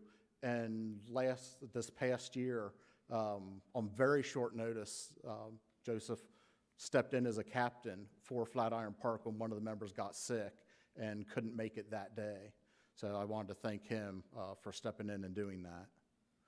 The Focal Point, again, one of their projects there was to repaint the commemorative bricks. And to my knowledge, it takes some kind of special dye that you have to order and mix to get this done. So it's not as simple as a project as you would think. And there were a lot of bricks that needed some revitalization to it, so they were able to get through, I believe, most of them that day, and then I think they finished up or did a lot of work afterwards as well. The Silly Mountain Project, this was work on the botanical walk that's up there, and this was probably where most of the volunteers went, so thank you to everybody who went and volunteered up there, but especially the Apache Junction High School brought their entire football team, and the coach showed up to help on that project. So that was really nice of them and showed great community spirit to come forward and do that project and help with it. One of the other community neighborhood projects was here on Smythe, and what you can't see in this is somebody had started a fire back under the tree, and as we all know in Arizona, fires can be very dangerous and can spread very quickly. So it was really important to get this cleaned up and make sure that the residents back there had a safe area. And I believe this one started because they had worked on one of the homes in that area and had noticed that had happened, and they asked, hey, would you also be able to help clean this up? And so they stepped forward and did that. The next Make a Difference Day of service, is October 8th, and you can get more information on that posted at the Apache Junction CDC.com website.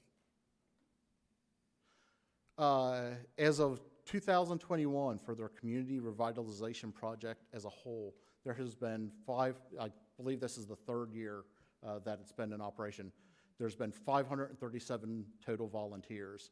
That number is actually higher with some projects they're currently doing and started at the very end of the year. 89 total tons of waste has been removed, and I just saw where that number has gone up to about 95 total tons of waste. So you're looking at well over, I know the number there is 178, but you're looking at closer to 200,000 pounds that has been removed. Here's just some pictures of the projects. A lot of these they get because they were code cases or before they become code cases.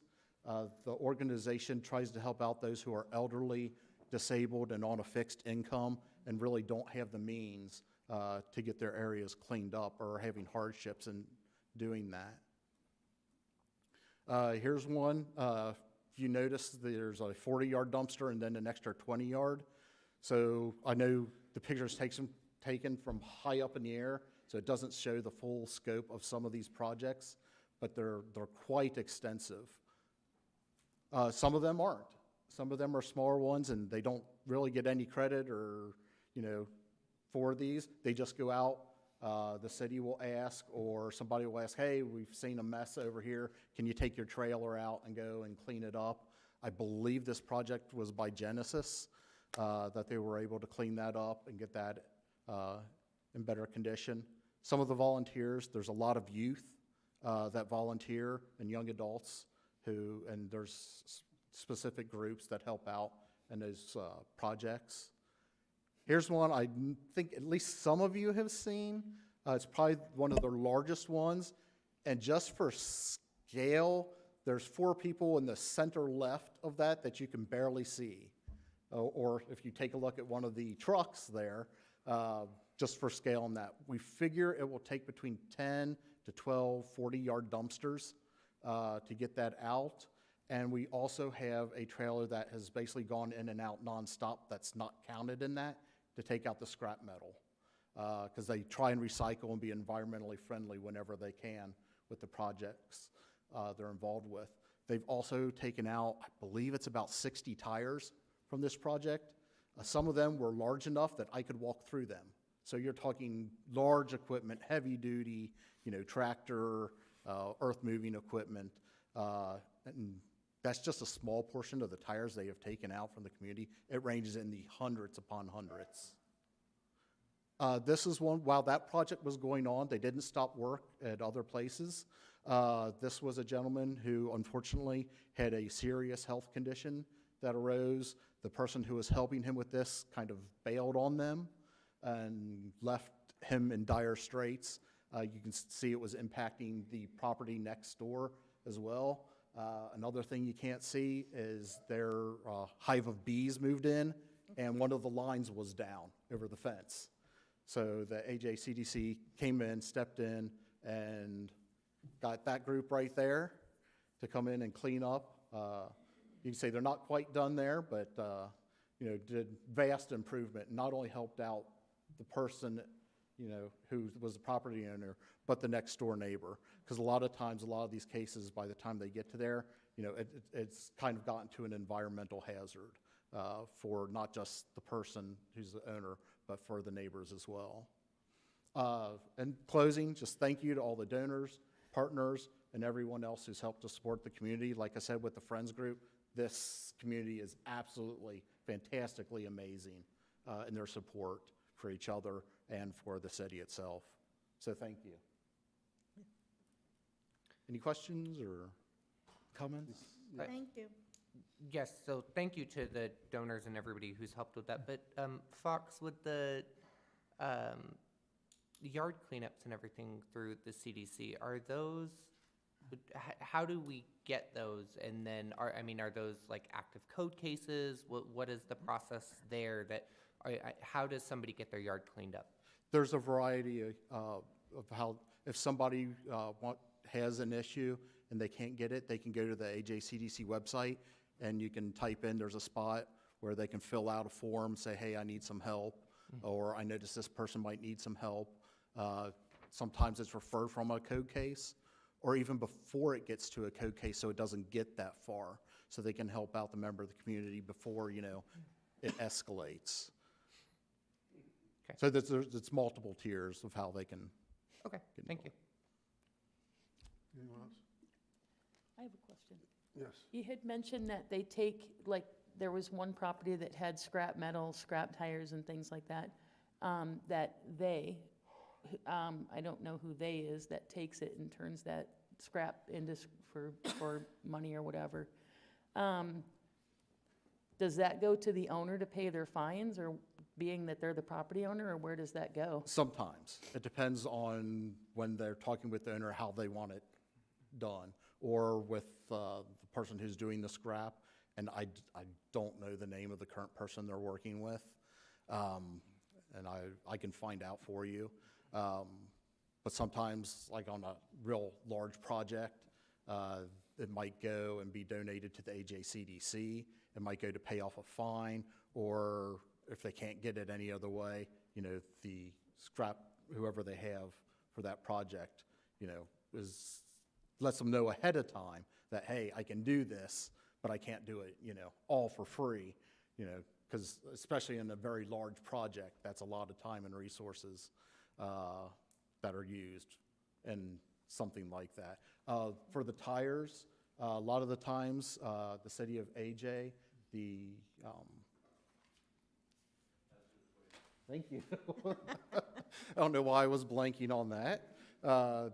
They take it down to the hazardous waste event, and the city gets rid of it. And other projects, they, like the one they're currently doing, they had to take it down to the county to dispose of the really huge, large tires.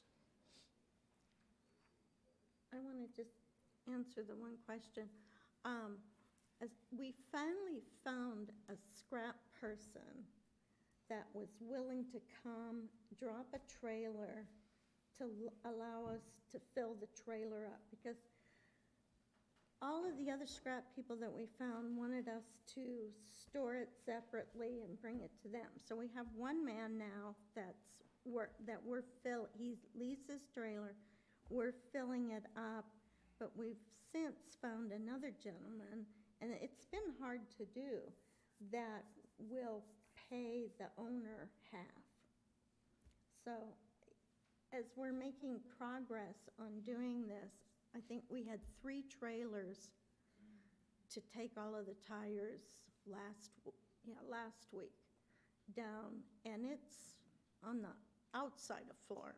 It's not real close, but the county has a huge lot, and now the CDC has a working agreement with them that we can take them directly, that it doesn't have to go through the city, because the recycler that takes the tires won't deal with individuals. They'll only deal with counties and municipalities. So it's been a little hard, but we've worked through a lot of those type details. And I believe the scrap mill also donated a tractor, or is donating a tractor to that project. For use. For use, because there's so much and it's so heavy, that'll greatly speed up and help in that process. Okay. Well, thank you. Thank you. Have a request for a quick 5-minute break Well, thank you. for restroom? Okay. Warm up.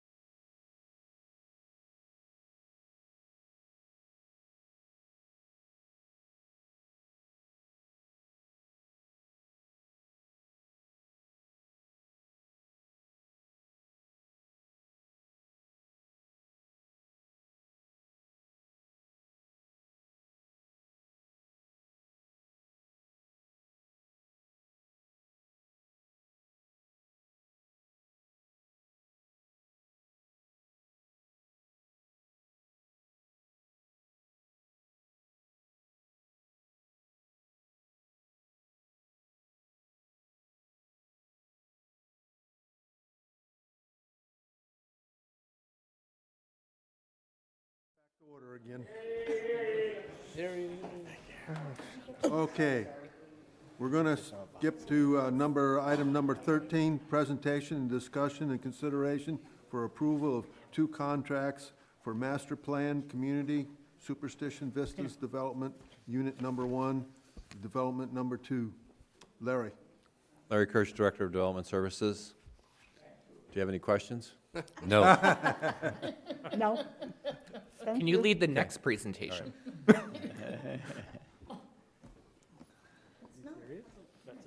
No. You're done. No, you're done. You're done.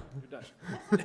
We currently have a contract with Intellis that we could do under the current procurement ordinance in Chapter 3. And so the city manager can sign a contract up to, I think it's 49.9 or something. But we knew we needed help over the long term, over the next couple of years with development. So we put out an RFQ, published it in the paper. We only got 1 response from Intellis, the company we're already working with. So we were hoping to get a couple more. They're doing an excellent job. They're staying ahead of the developer. And this is a 4-year contract. So what I thought originally was that we might have 2 different third-party engineering companies. So if one got real busy, you'd have a backup. For whatever reason, we didn't get any other bids. But they are charging, what industry standards are. And both developers seem to be very happy with the job they're doing, and we are too. So it was a competitive process, but there was only 1 response. And so we have 2 contracts that are for 4 years. So it looks like a lot of money. I don't know that we'll ever get to that $450,000 a year. We have barely gone through, that's not even $50,000 for, the first 6 months of this. So, but it is a standard contract that gets attached to the RFQ. And again, I'll answer any questions if you have any. You said $450,000 a year? Yeah, there's 2 contracts on each developer, so each one contract worth could go up to 1.8. I don't know that I don't think it'll ever get that high, but when we were doing this, that's kind of how we did the RFQ, so that's what we ended up going with. And again, I thought there might be 2 engineering firms that bid on it, but we just decided we'll have 2 contracts, 1 for each developer, so I think it'll make accounting a lot simpler if we have, rather than 1 contract for both sides of the project, so it looks big, but I don't think we'll ever get to that total dollar amount. And again, this is pretty much a pass-through to the developer, so this isn't really this, I shouldn't say that, but again, everybody's trying to watch, it's open book, they can come in and look at the accounting, and it's going through our Munis system and everything else, so every bill I get from Intellis goes, the developer gets a copy. Any other questions? Okay. This is one we're going to vote on. Do I have a motion? Your Honor. Yes.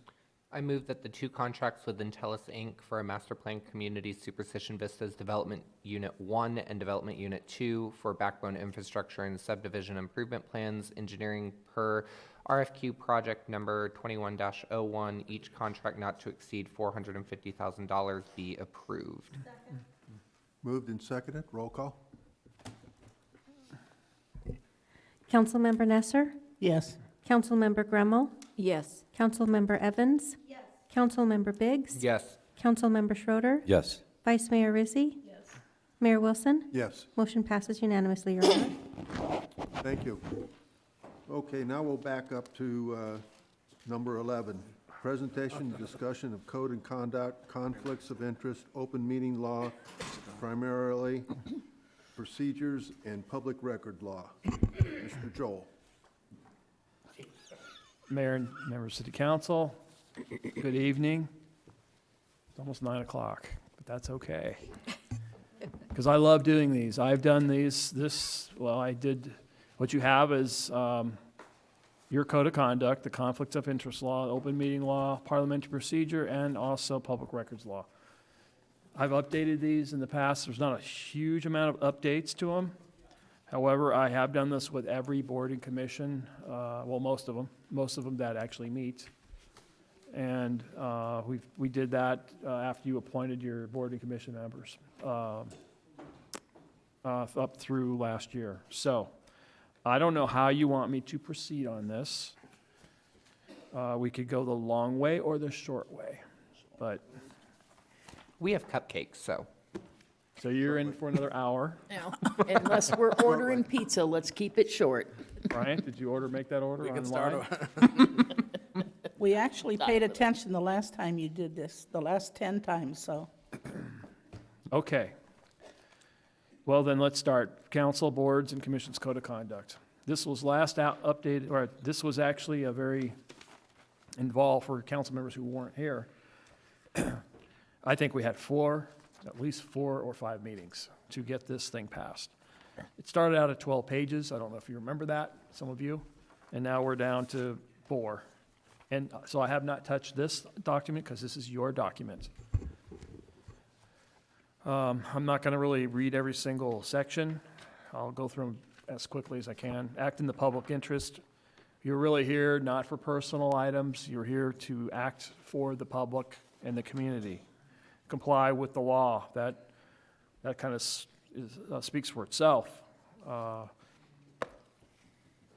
Professional conduct, and this is the one that the council had a hard time going through, and we did play with that a little bit with individual council members. This is pretty self-explanatory. You should never act on a matter where their impartiality might reasonably be questioned. They have a personal bias or prejudice concerning a party or representatives thereof, a staff member or members of the public who support or oppose a party. And number 3, they have personal knowledge of facts that are in dispute that would not be known by staff or the public at large. So it's not just actual violations, but it's also the appearance of impropriety. Public meeting and due process, it's A through E. And once again, these were also specific things that council wanted in this document. So I'm not going to read every single one, but I do remember the letter C. This is a little outdated now. Letters to the editor. Well, we don't have any papers really, or we have a monthly, but if you need to always be fair and objective, respectful at meetings and on social media, letters to the editor and or public communications. I mean, that's a big one because of social media. Show great respect for the chair. Always seek recognition of the chair. Don't interrupt if someone else is speaking. There are exceptions, like point of order, and we'll get to that when we talk about parliamentary procedure. Advocacy. You have First Amendment rights as individuals. However, you're under the microscope at all times because you are council members. And so be very careful when you do advocate, especially if you engage in social media, letters to the editor, or other types of outlets, because you're on TV. People know who you are. So even you just say, hi, I'm so-and-so, and you don't say you're a council member, they probably know you're a council member. So be careful with that. And also never say, hey, I'm so-and-so, a council member, and I'm speaking on behalf of the council. You can do that, but that's only if there's been a vote on it.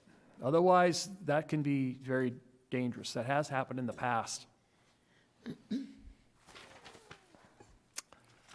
Let's see, non-interference with and treatment of staff. This one was, I don't know why this one was put in. I can't remember why. Maybe Bryant has a little anecdote on this, but I think it's staff, respect your staff, trust your staff. We are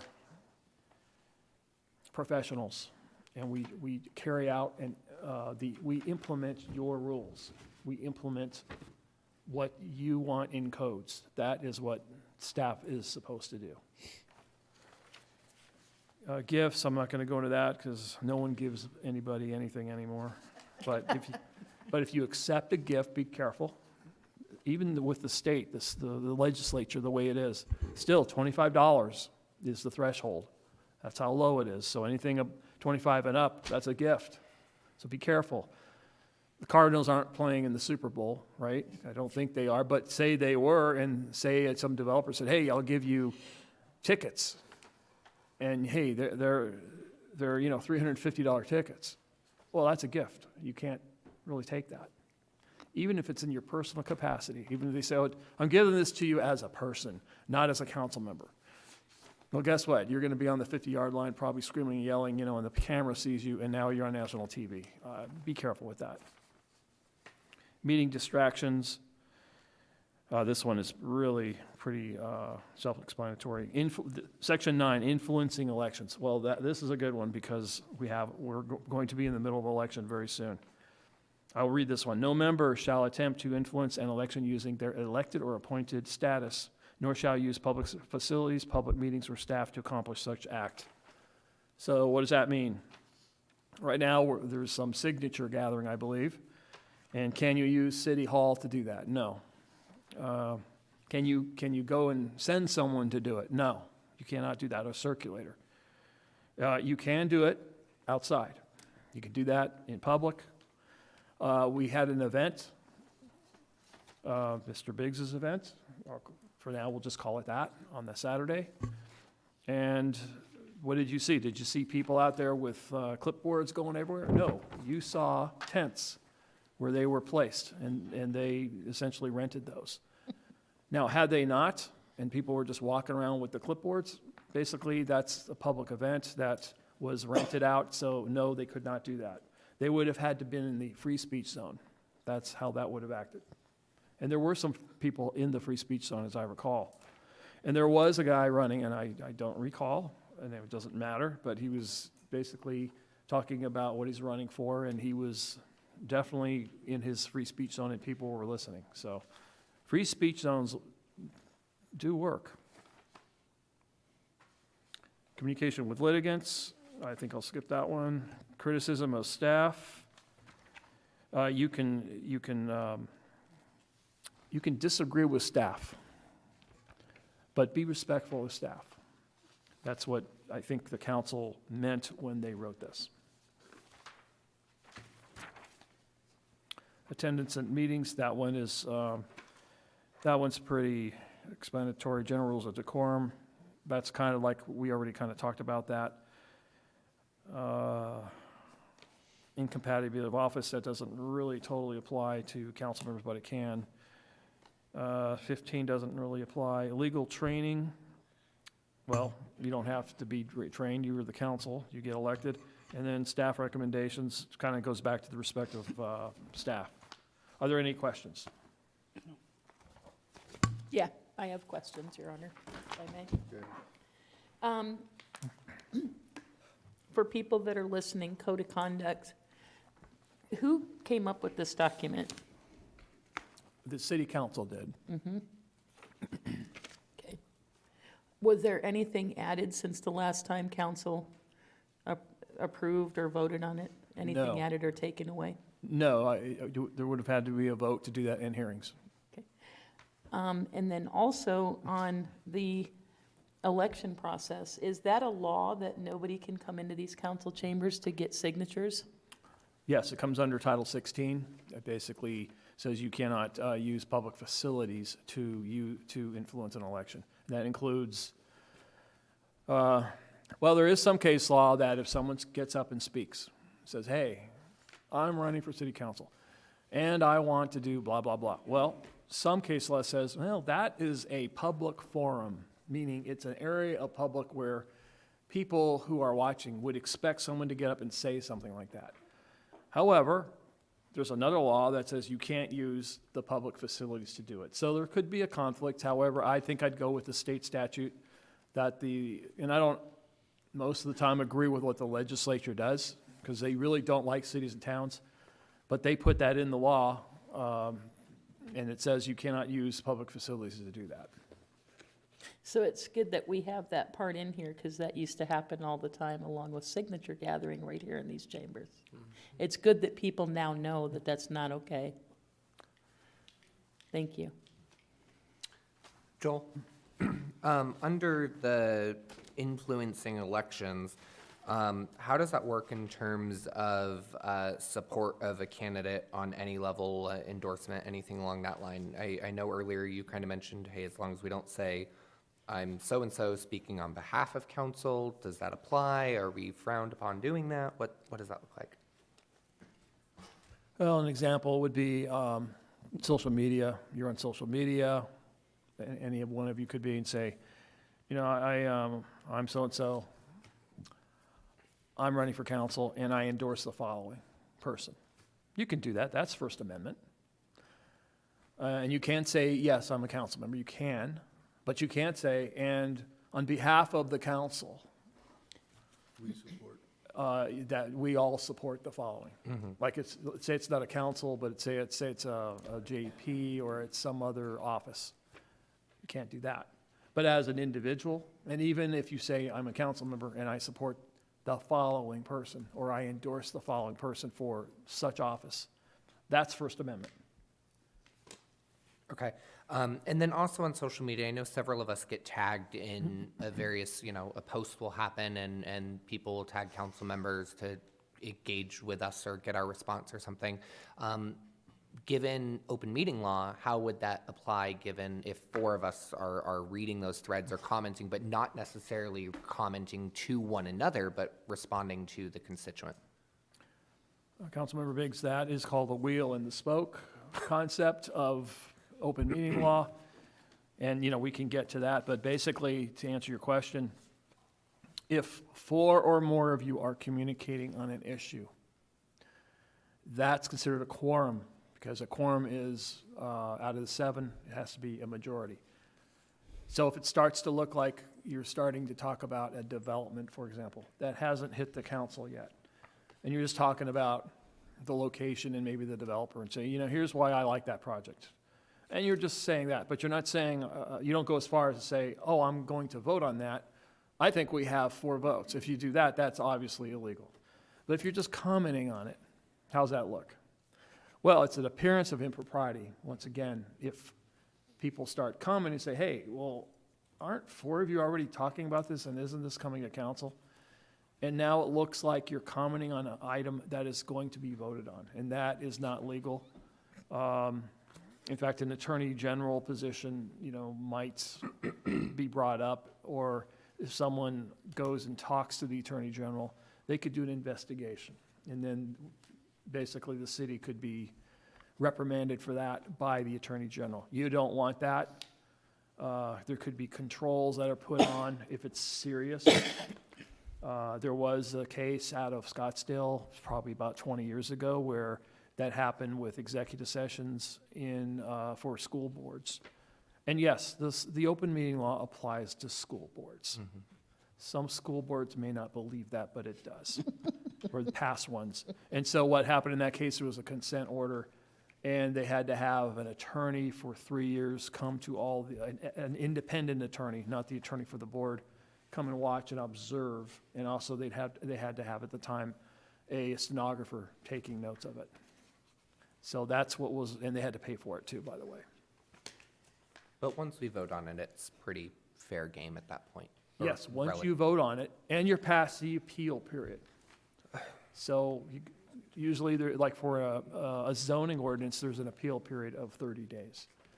Once you get past that, then you can start talking about it. And I don't think that's a problem at all. Anyone else? Okay. Conflict of interest law. Don't have one. The object of the conflict of interest law statute is to remove or limit the possibility of personal influence which might bear upon a public official's decision. One cannot serve 2 masters with conflicting interests. And then I did add a new quote from another case. It is imperative that a public official have no personal interest that might clash or conflict with that of the state. So there's a basic rule. Don't have any pecuniary or proprietary interest in what you're voting on. And that goes to your relatives too. So it's not just you as a city council member. And a relative, by the way, is on page 6. Any individual within 2 degrees of kinship, including spouse, child's child, parent, grandparent, brother or sister, of whole or half blood, and their spouses and the parent, brother, sister, or child of his spouse. So something comes forward to the council, say it's a contract, and maybe your son is going to be a contractor, is hired by that company, should you vote on it? Well, you probably shouldn't, especially if you know any kind of money public money goes to that company is going to be used to pay your son or daughter or whoever's working. Same with you. If you have a company, you can't be voting on your own contract. That's pretty obvious. That's the most common conflict of interest. Now, there is a new case. This is a fascinating case. Don't look at me that way. I know what you're thinking. This stuff is fascinating to me, but this case involved the Board of Supervisors of Cochise County. What happened was they have a 3-member board because they're not above the threshold like our county is. So they have less than 250,000 people. So what happened was one of the JP position came open. And so they decided, one board member wanted to have that position. And so there was some really odd things that went on, and it ended up the members voted for that person to become the JP, who was going to get paid from public money. So they didn't notice the hearing very well. In fact, there was an e-session that they didn't really do very well on, and the person who got the position was in the e-session, and they had some other applicants.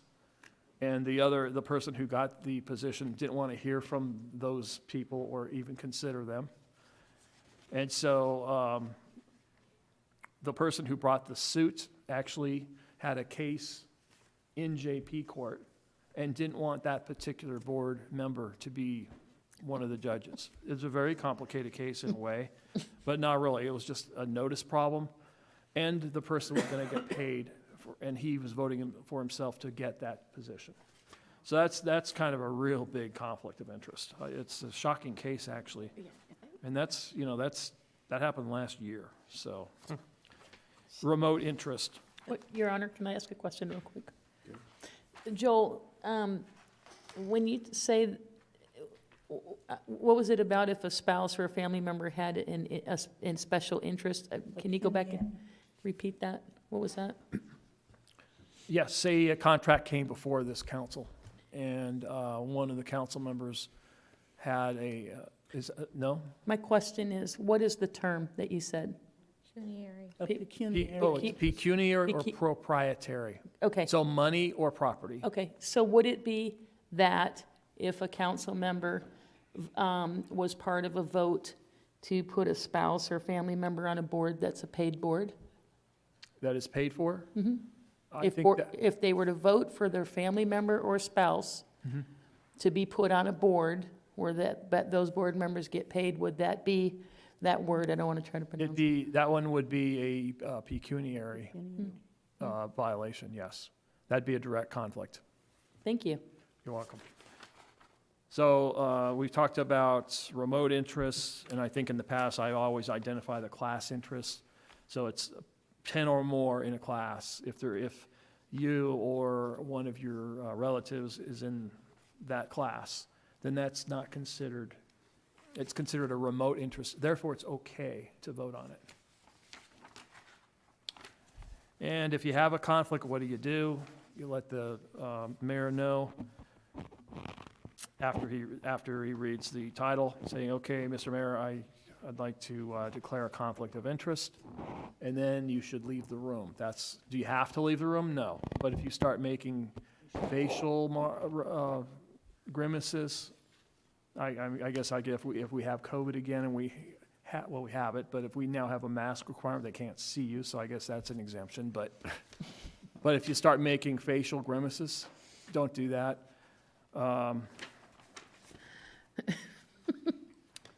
And what happens if you have a situation where you'd like to vote on it and you don't know for sure if you have a conflict? You should call me. Let me know all the facts. I will go by the law, and I will then let you know if I think there is a conflict. And if you say, well, okay, I like your opinion because I don't think I have a conflict, I said, well, based on what you told me in the law, you don't have a conflict. So then I'll write up a memo. It'll go to the city clerk. It'll be a public record, and then you could vote on it. If I'm wrong, nothing happens to you. I'm the one in trouble, not you. And the decision might get voided if it's a big decision, but or there's some kind of zoning objection. But I think that is enough of conflicts. Shall we move on to open meeting law? Okay. What's the public policy? That public bodies be conducted openly and that notices and agendas be provided for such meetings which contain such information as is reasonably necessary to inform the public of the matters to be discussed or decided. So in this document, it's OML. I know you just can't stand abbreviations, Gail, but I like abbreviations, so. So the open meeting law was first enacted in 1962.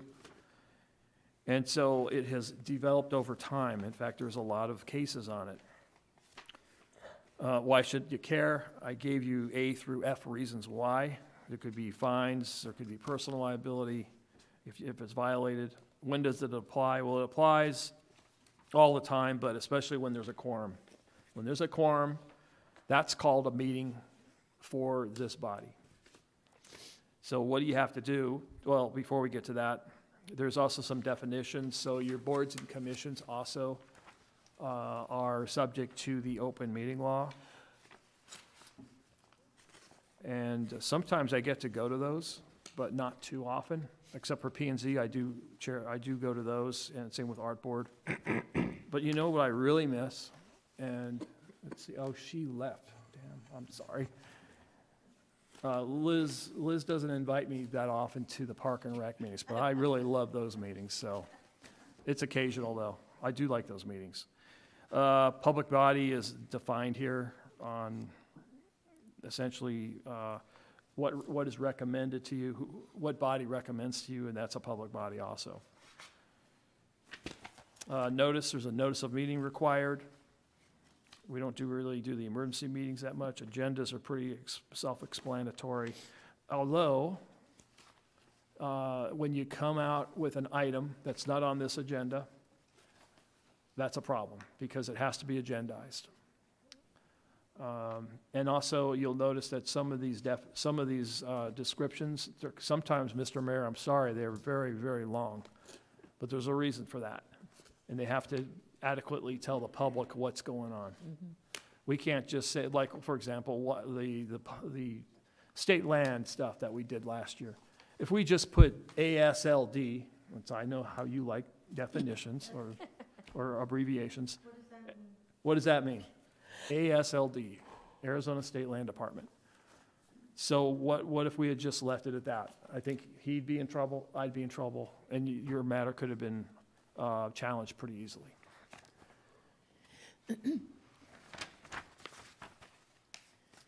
Minutes. Well, these are televised, and they're taped, and they're put on the internet. So there was a little bit of a issue regarding minutes some time back, saying minutes had to be verbatim. Well, they don't.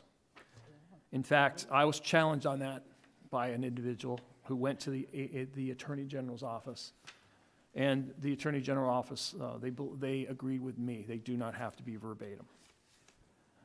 Executive sessions, well, there's now 2 additional things that can be discussed in executive session. And that's number 8 and 9 on page 5 under 6 executive sessions.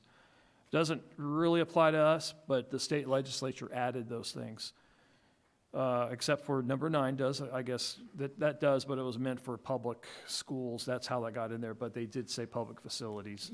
And then there's the standard stuff that's still there, legal advice, contracts, litigation, negotiation for sale of real property.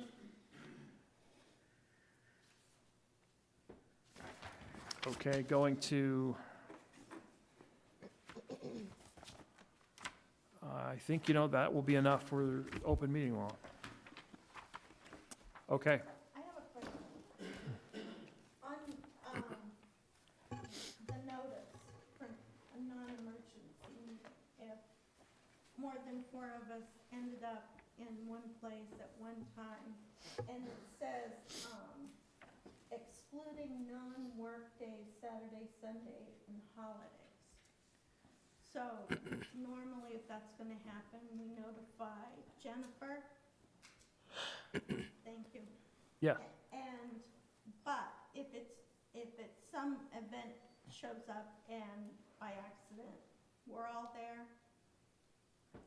is that a problem? If it's a non-working If event? it's a social event, and it's just by accident, no, I mean, if someone complains and they see 4 or more of you talking, and they go to the AG's office, I mean, we could probably explain it, but if it's an accident or it's a social event, then you're fine.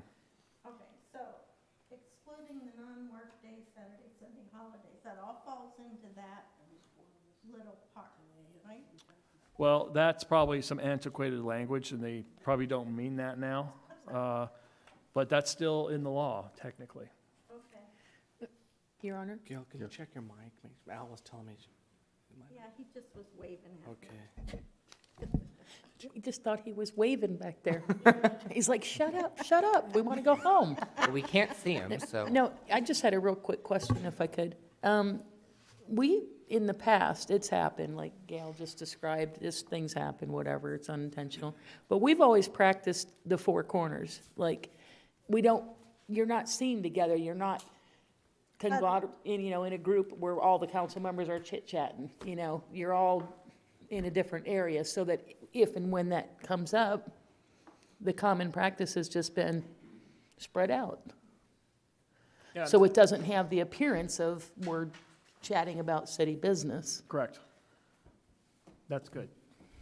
Yep, we've done it at restaurants. So we don't have to post when we all go grocery shopping and, Right. we're okay with that. There was 4 of us today at the retirement party. I mean, it wasn't a issue, you know what I mean?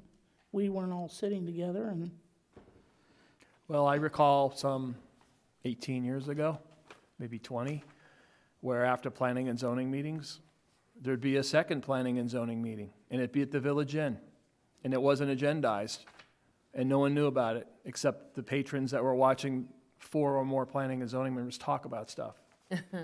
That would happen, that was common. I saw it and I said, oh man, that's not good. So, luckily, the city never got in trouble for that, but that did happen. Wasn't it on Free Pie Wednesday? What was the point? It was, well, actually, those were Tuesday nights, so. We don't do stuff the old way anymore. Okay. Are we ready for parliamentary procedure? How are we? Okay, this one is Robert's Rules, basically. And he was a soldier. He was assigned to a meeting to go to at a church. His senior officer didn't want to go, and so he was supposed to chair the meeting, and it didn't go very well. It was not structured. And so he decided to write a manual about procedures for meetings, and he did. And so today, we're on the, I believe, 12th edition. And this was back in 1876, so it's been many years. And it was really meant for, not necessarily city councils, it was meant for fraternal, social clubs. However, there is some application, and it was actually I think at one point, it was rewritten for Congress. So Congress does follow it to a certain degree, not exact. And we certainly don't follow it because it is difficult to apply to cities and towns. So I have to interpret it as best as I can. Yes? Well, actually, Your Honor, can I ask a question, please? Yes.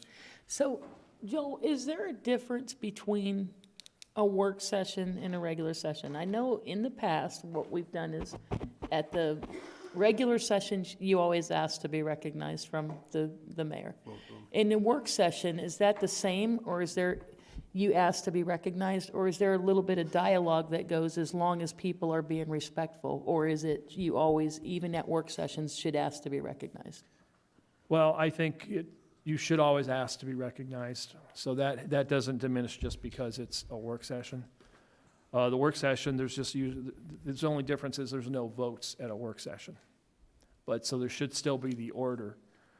And that doesn't always happen because sometimes there's heated discussions and it's hard to say, Mayor, I want to talk. And then the other one says, well, I don't want you to talk. I mean, can be nasty on certain things.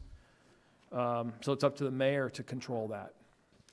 Fair enough, thank you. There's goals 1 through 7. I won't go through those because those are pretty self-explanatory. Same with the motions, and I've given you a whole bunch of motions on how to do a motion.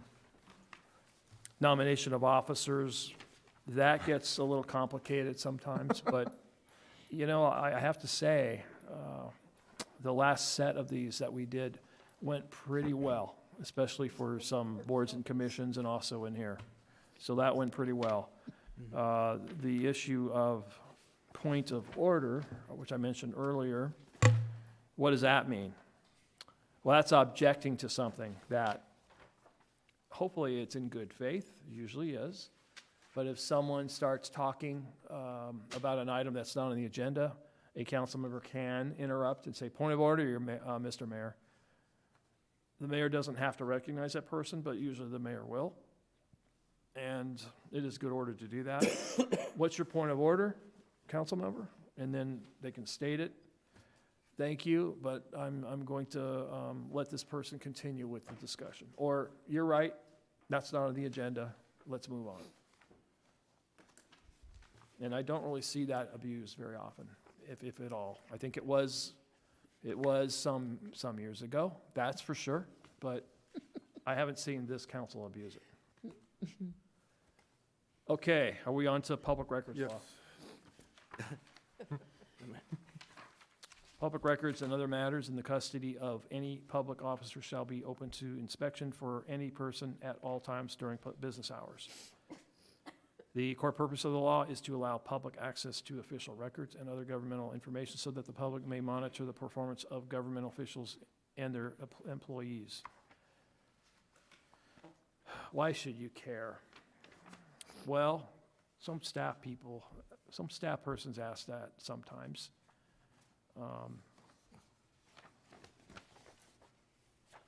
Sorry. Many times, yes, thank you. Actually, the chief was pretty good about it, but he said, you know, what is it with this with this public records law? That's not how it was in Chicago. Well, you did say that. Never said I'll throw him under the bus. Attorneys never lie. Yeah. So what happens is someone wants a public record. So what is a public record, first of all? Well, there's a big definition of it on page 2 under, it's actually a different title than the public records law, and it's long. It's under Title 41.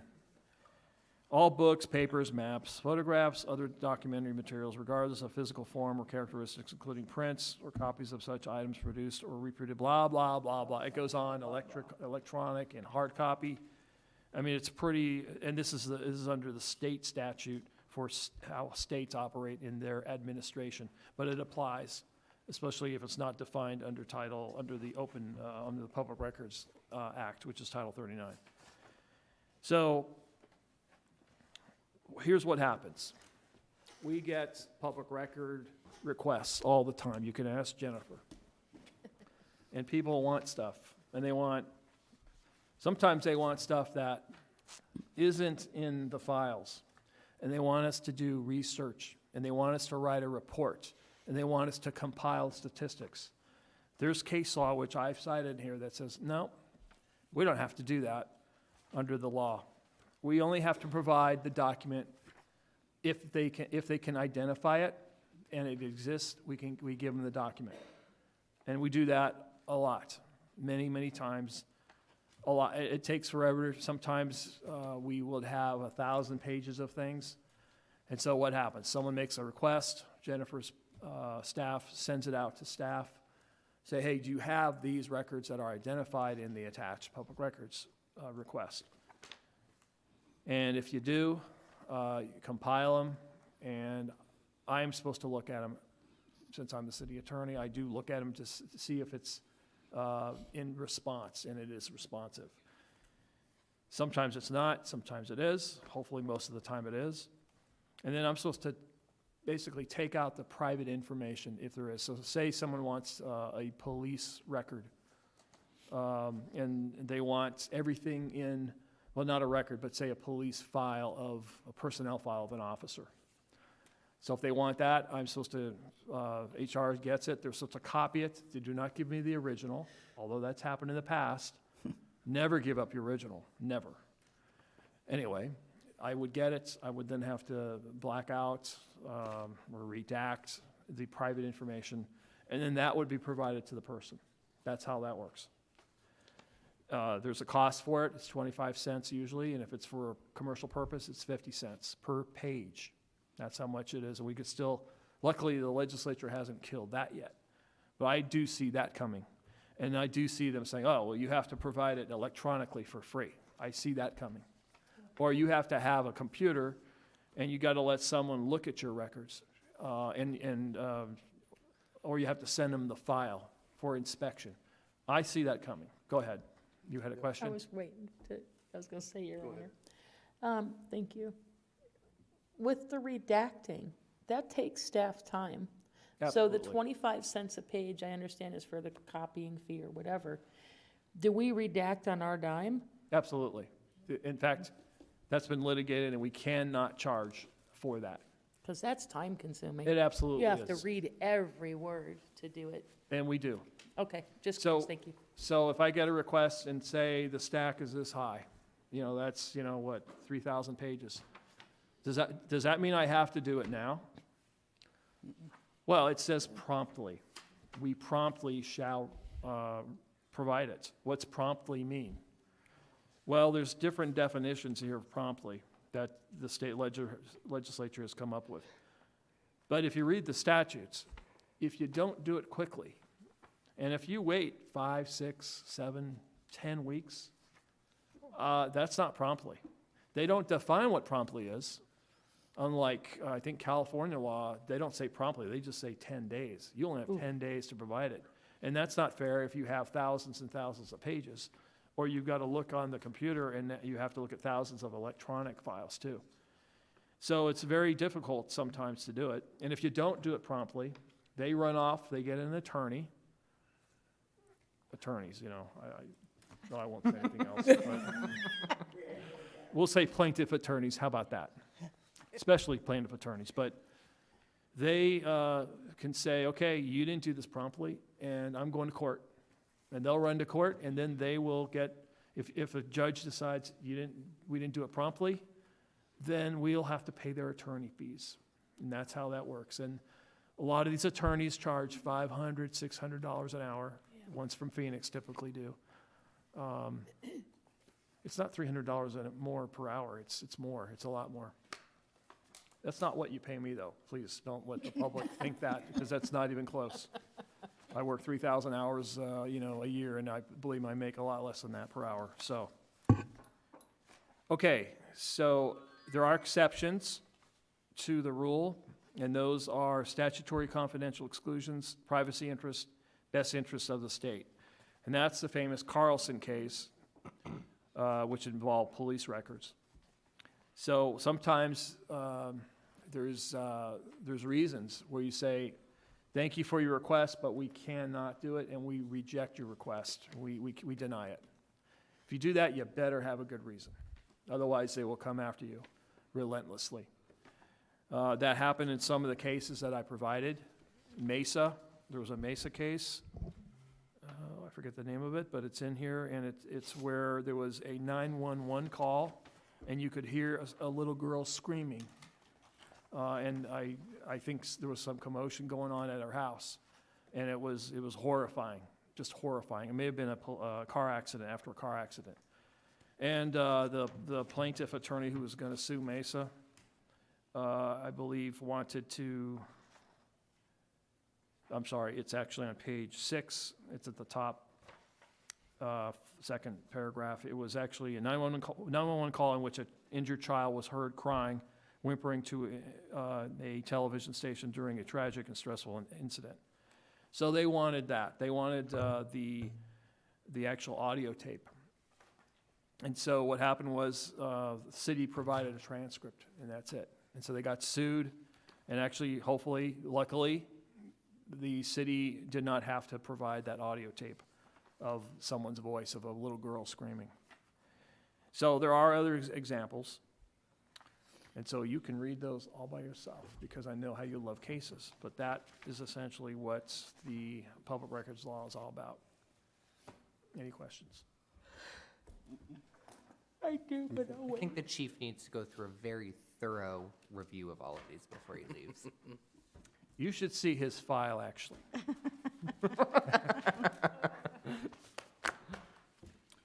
Okay.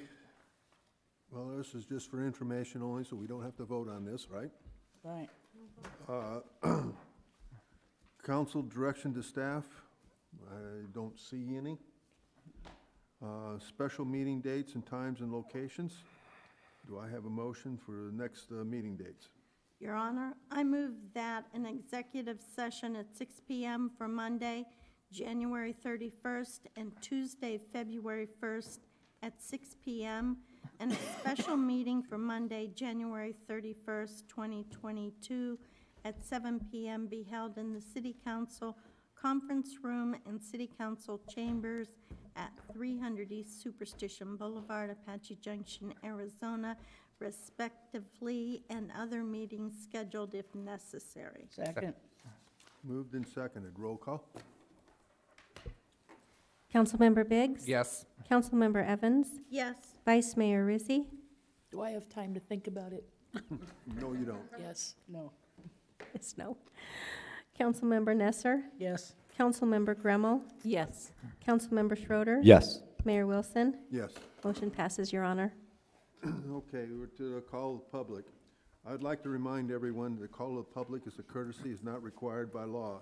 It's a time, excuse me, it's a time for the public to express requests, communications, comments, and suggestions. Requests to speak forms must have been completed and handled to the city clerk before the end of the city manager's report. All issues shall be presented in a professional manner without personal attacks. Under the open meeting law, which we just discussed, the council cannot engage in discussion on issues presented, but may respond to criticism, may direct staff to follow up with the speaker directly and/or place the matter on future agenda for council discussion. There's a 3-minute limit for each speaker. And the first one I have is for Mr. Bartlett, Jeff Bartlett. These folks are pretty patient. Yeah, no question. Hmm? No question. Didn't speak anything to influence the election, but I want to do like a side-by-side comparison to express my concerns about the process. I can do that? If not, I'll let the mayor know. This is another city. Just go ahead, try.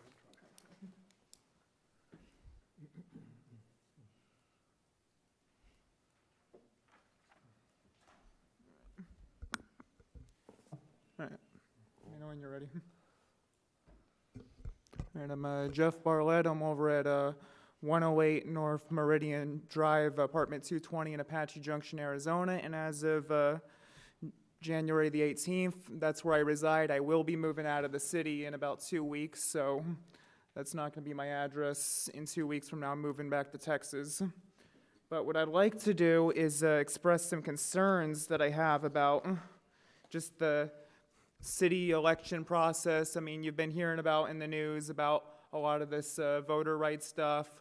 Ballot access reform is a big concern that I personally feel that needs to be addressed pretty much anywhere, especially at the city level where you have regular everyday people who are trying to run the city government.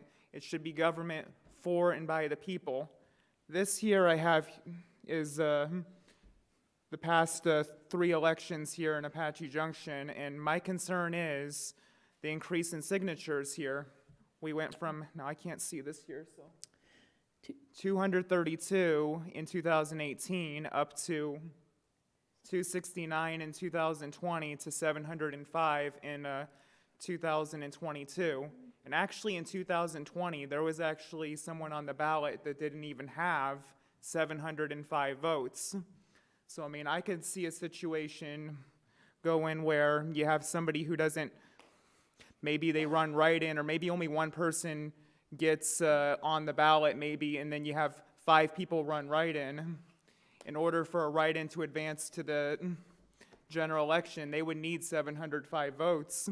So you could have a situation maybe where the person with the most votes is a write-in, they have 700 votes. Maybe the person on the ballot only has like 600. That can probably be a concern. And then I know I'm running out of time here, but in other states, this is Fort Worth, Texas, for example. In Texas, you only have to pay a $100 filing fee for a city over 900,000 people to get on the ballots. And that's pretty much all over Texas. Also, before I run out of time, I personally want to just address a couple other things. I feel that odd number election years is when city elections should be done. I know there's a lot of state laws that make it tough. Tucson challenged that and they won. I don't want to encourage a city to do anything that they shouldn't do. Also, I'm going to run out of time here, so I just like to say that I feel that certain things like term limits are important. I feel that emergency powers should be revoked, and I'm going to say thank you for giving me the time to speak. Thank you. God bless. Okay, Donna Carr?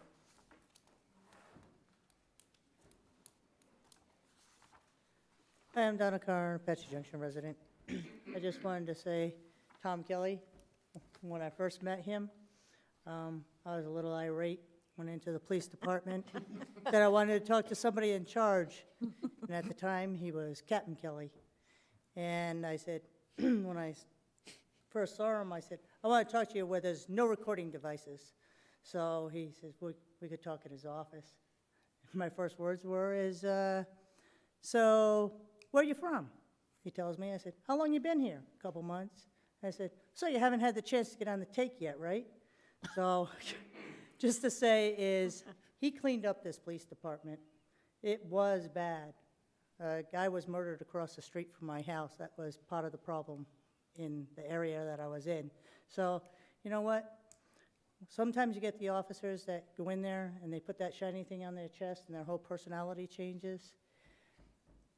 He has cleaned up the police department a lot, plus the fact that I like Tom Kelly only because he treats me like a person, and not all people do that work in authority.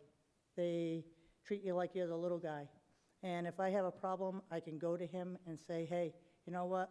I got this problem going on, and can you help me? And he's always helped me out. So I want to thank you. I wish you weren't leaving, but, you know, I understand. You know, you get to the point where you want to retire. So thanks. Thank you. Mr. Schroeder?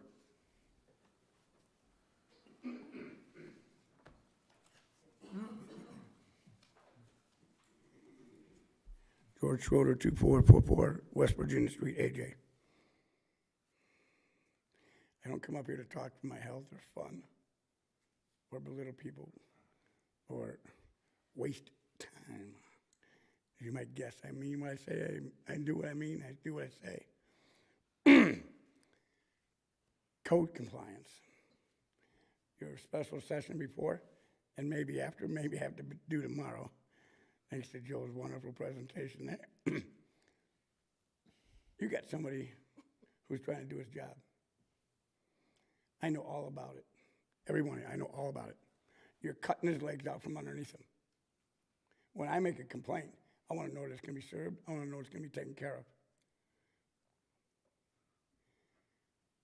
I asked Jennifer and Joel for a list of code complaints that got dumped in the city court.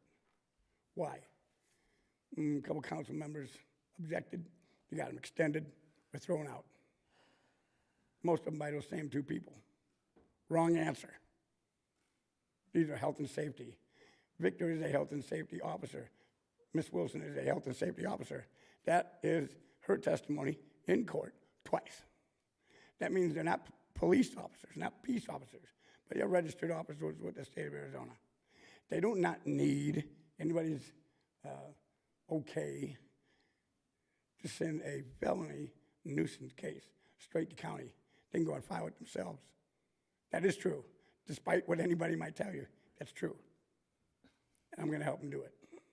I'm going to help Victor be the best person he can. I'm getting this city clean, especially in my neighborhood.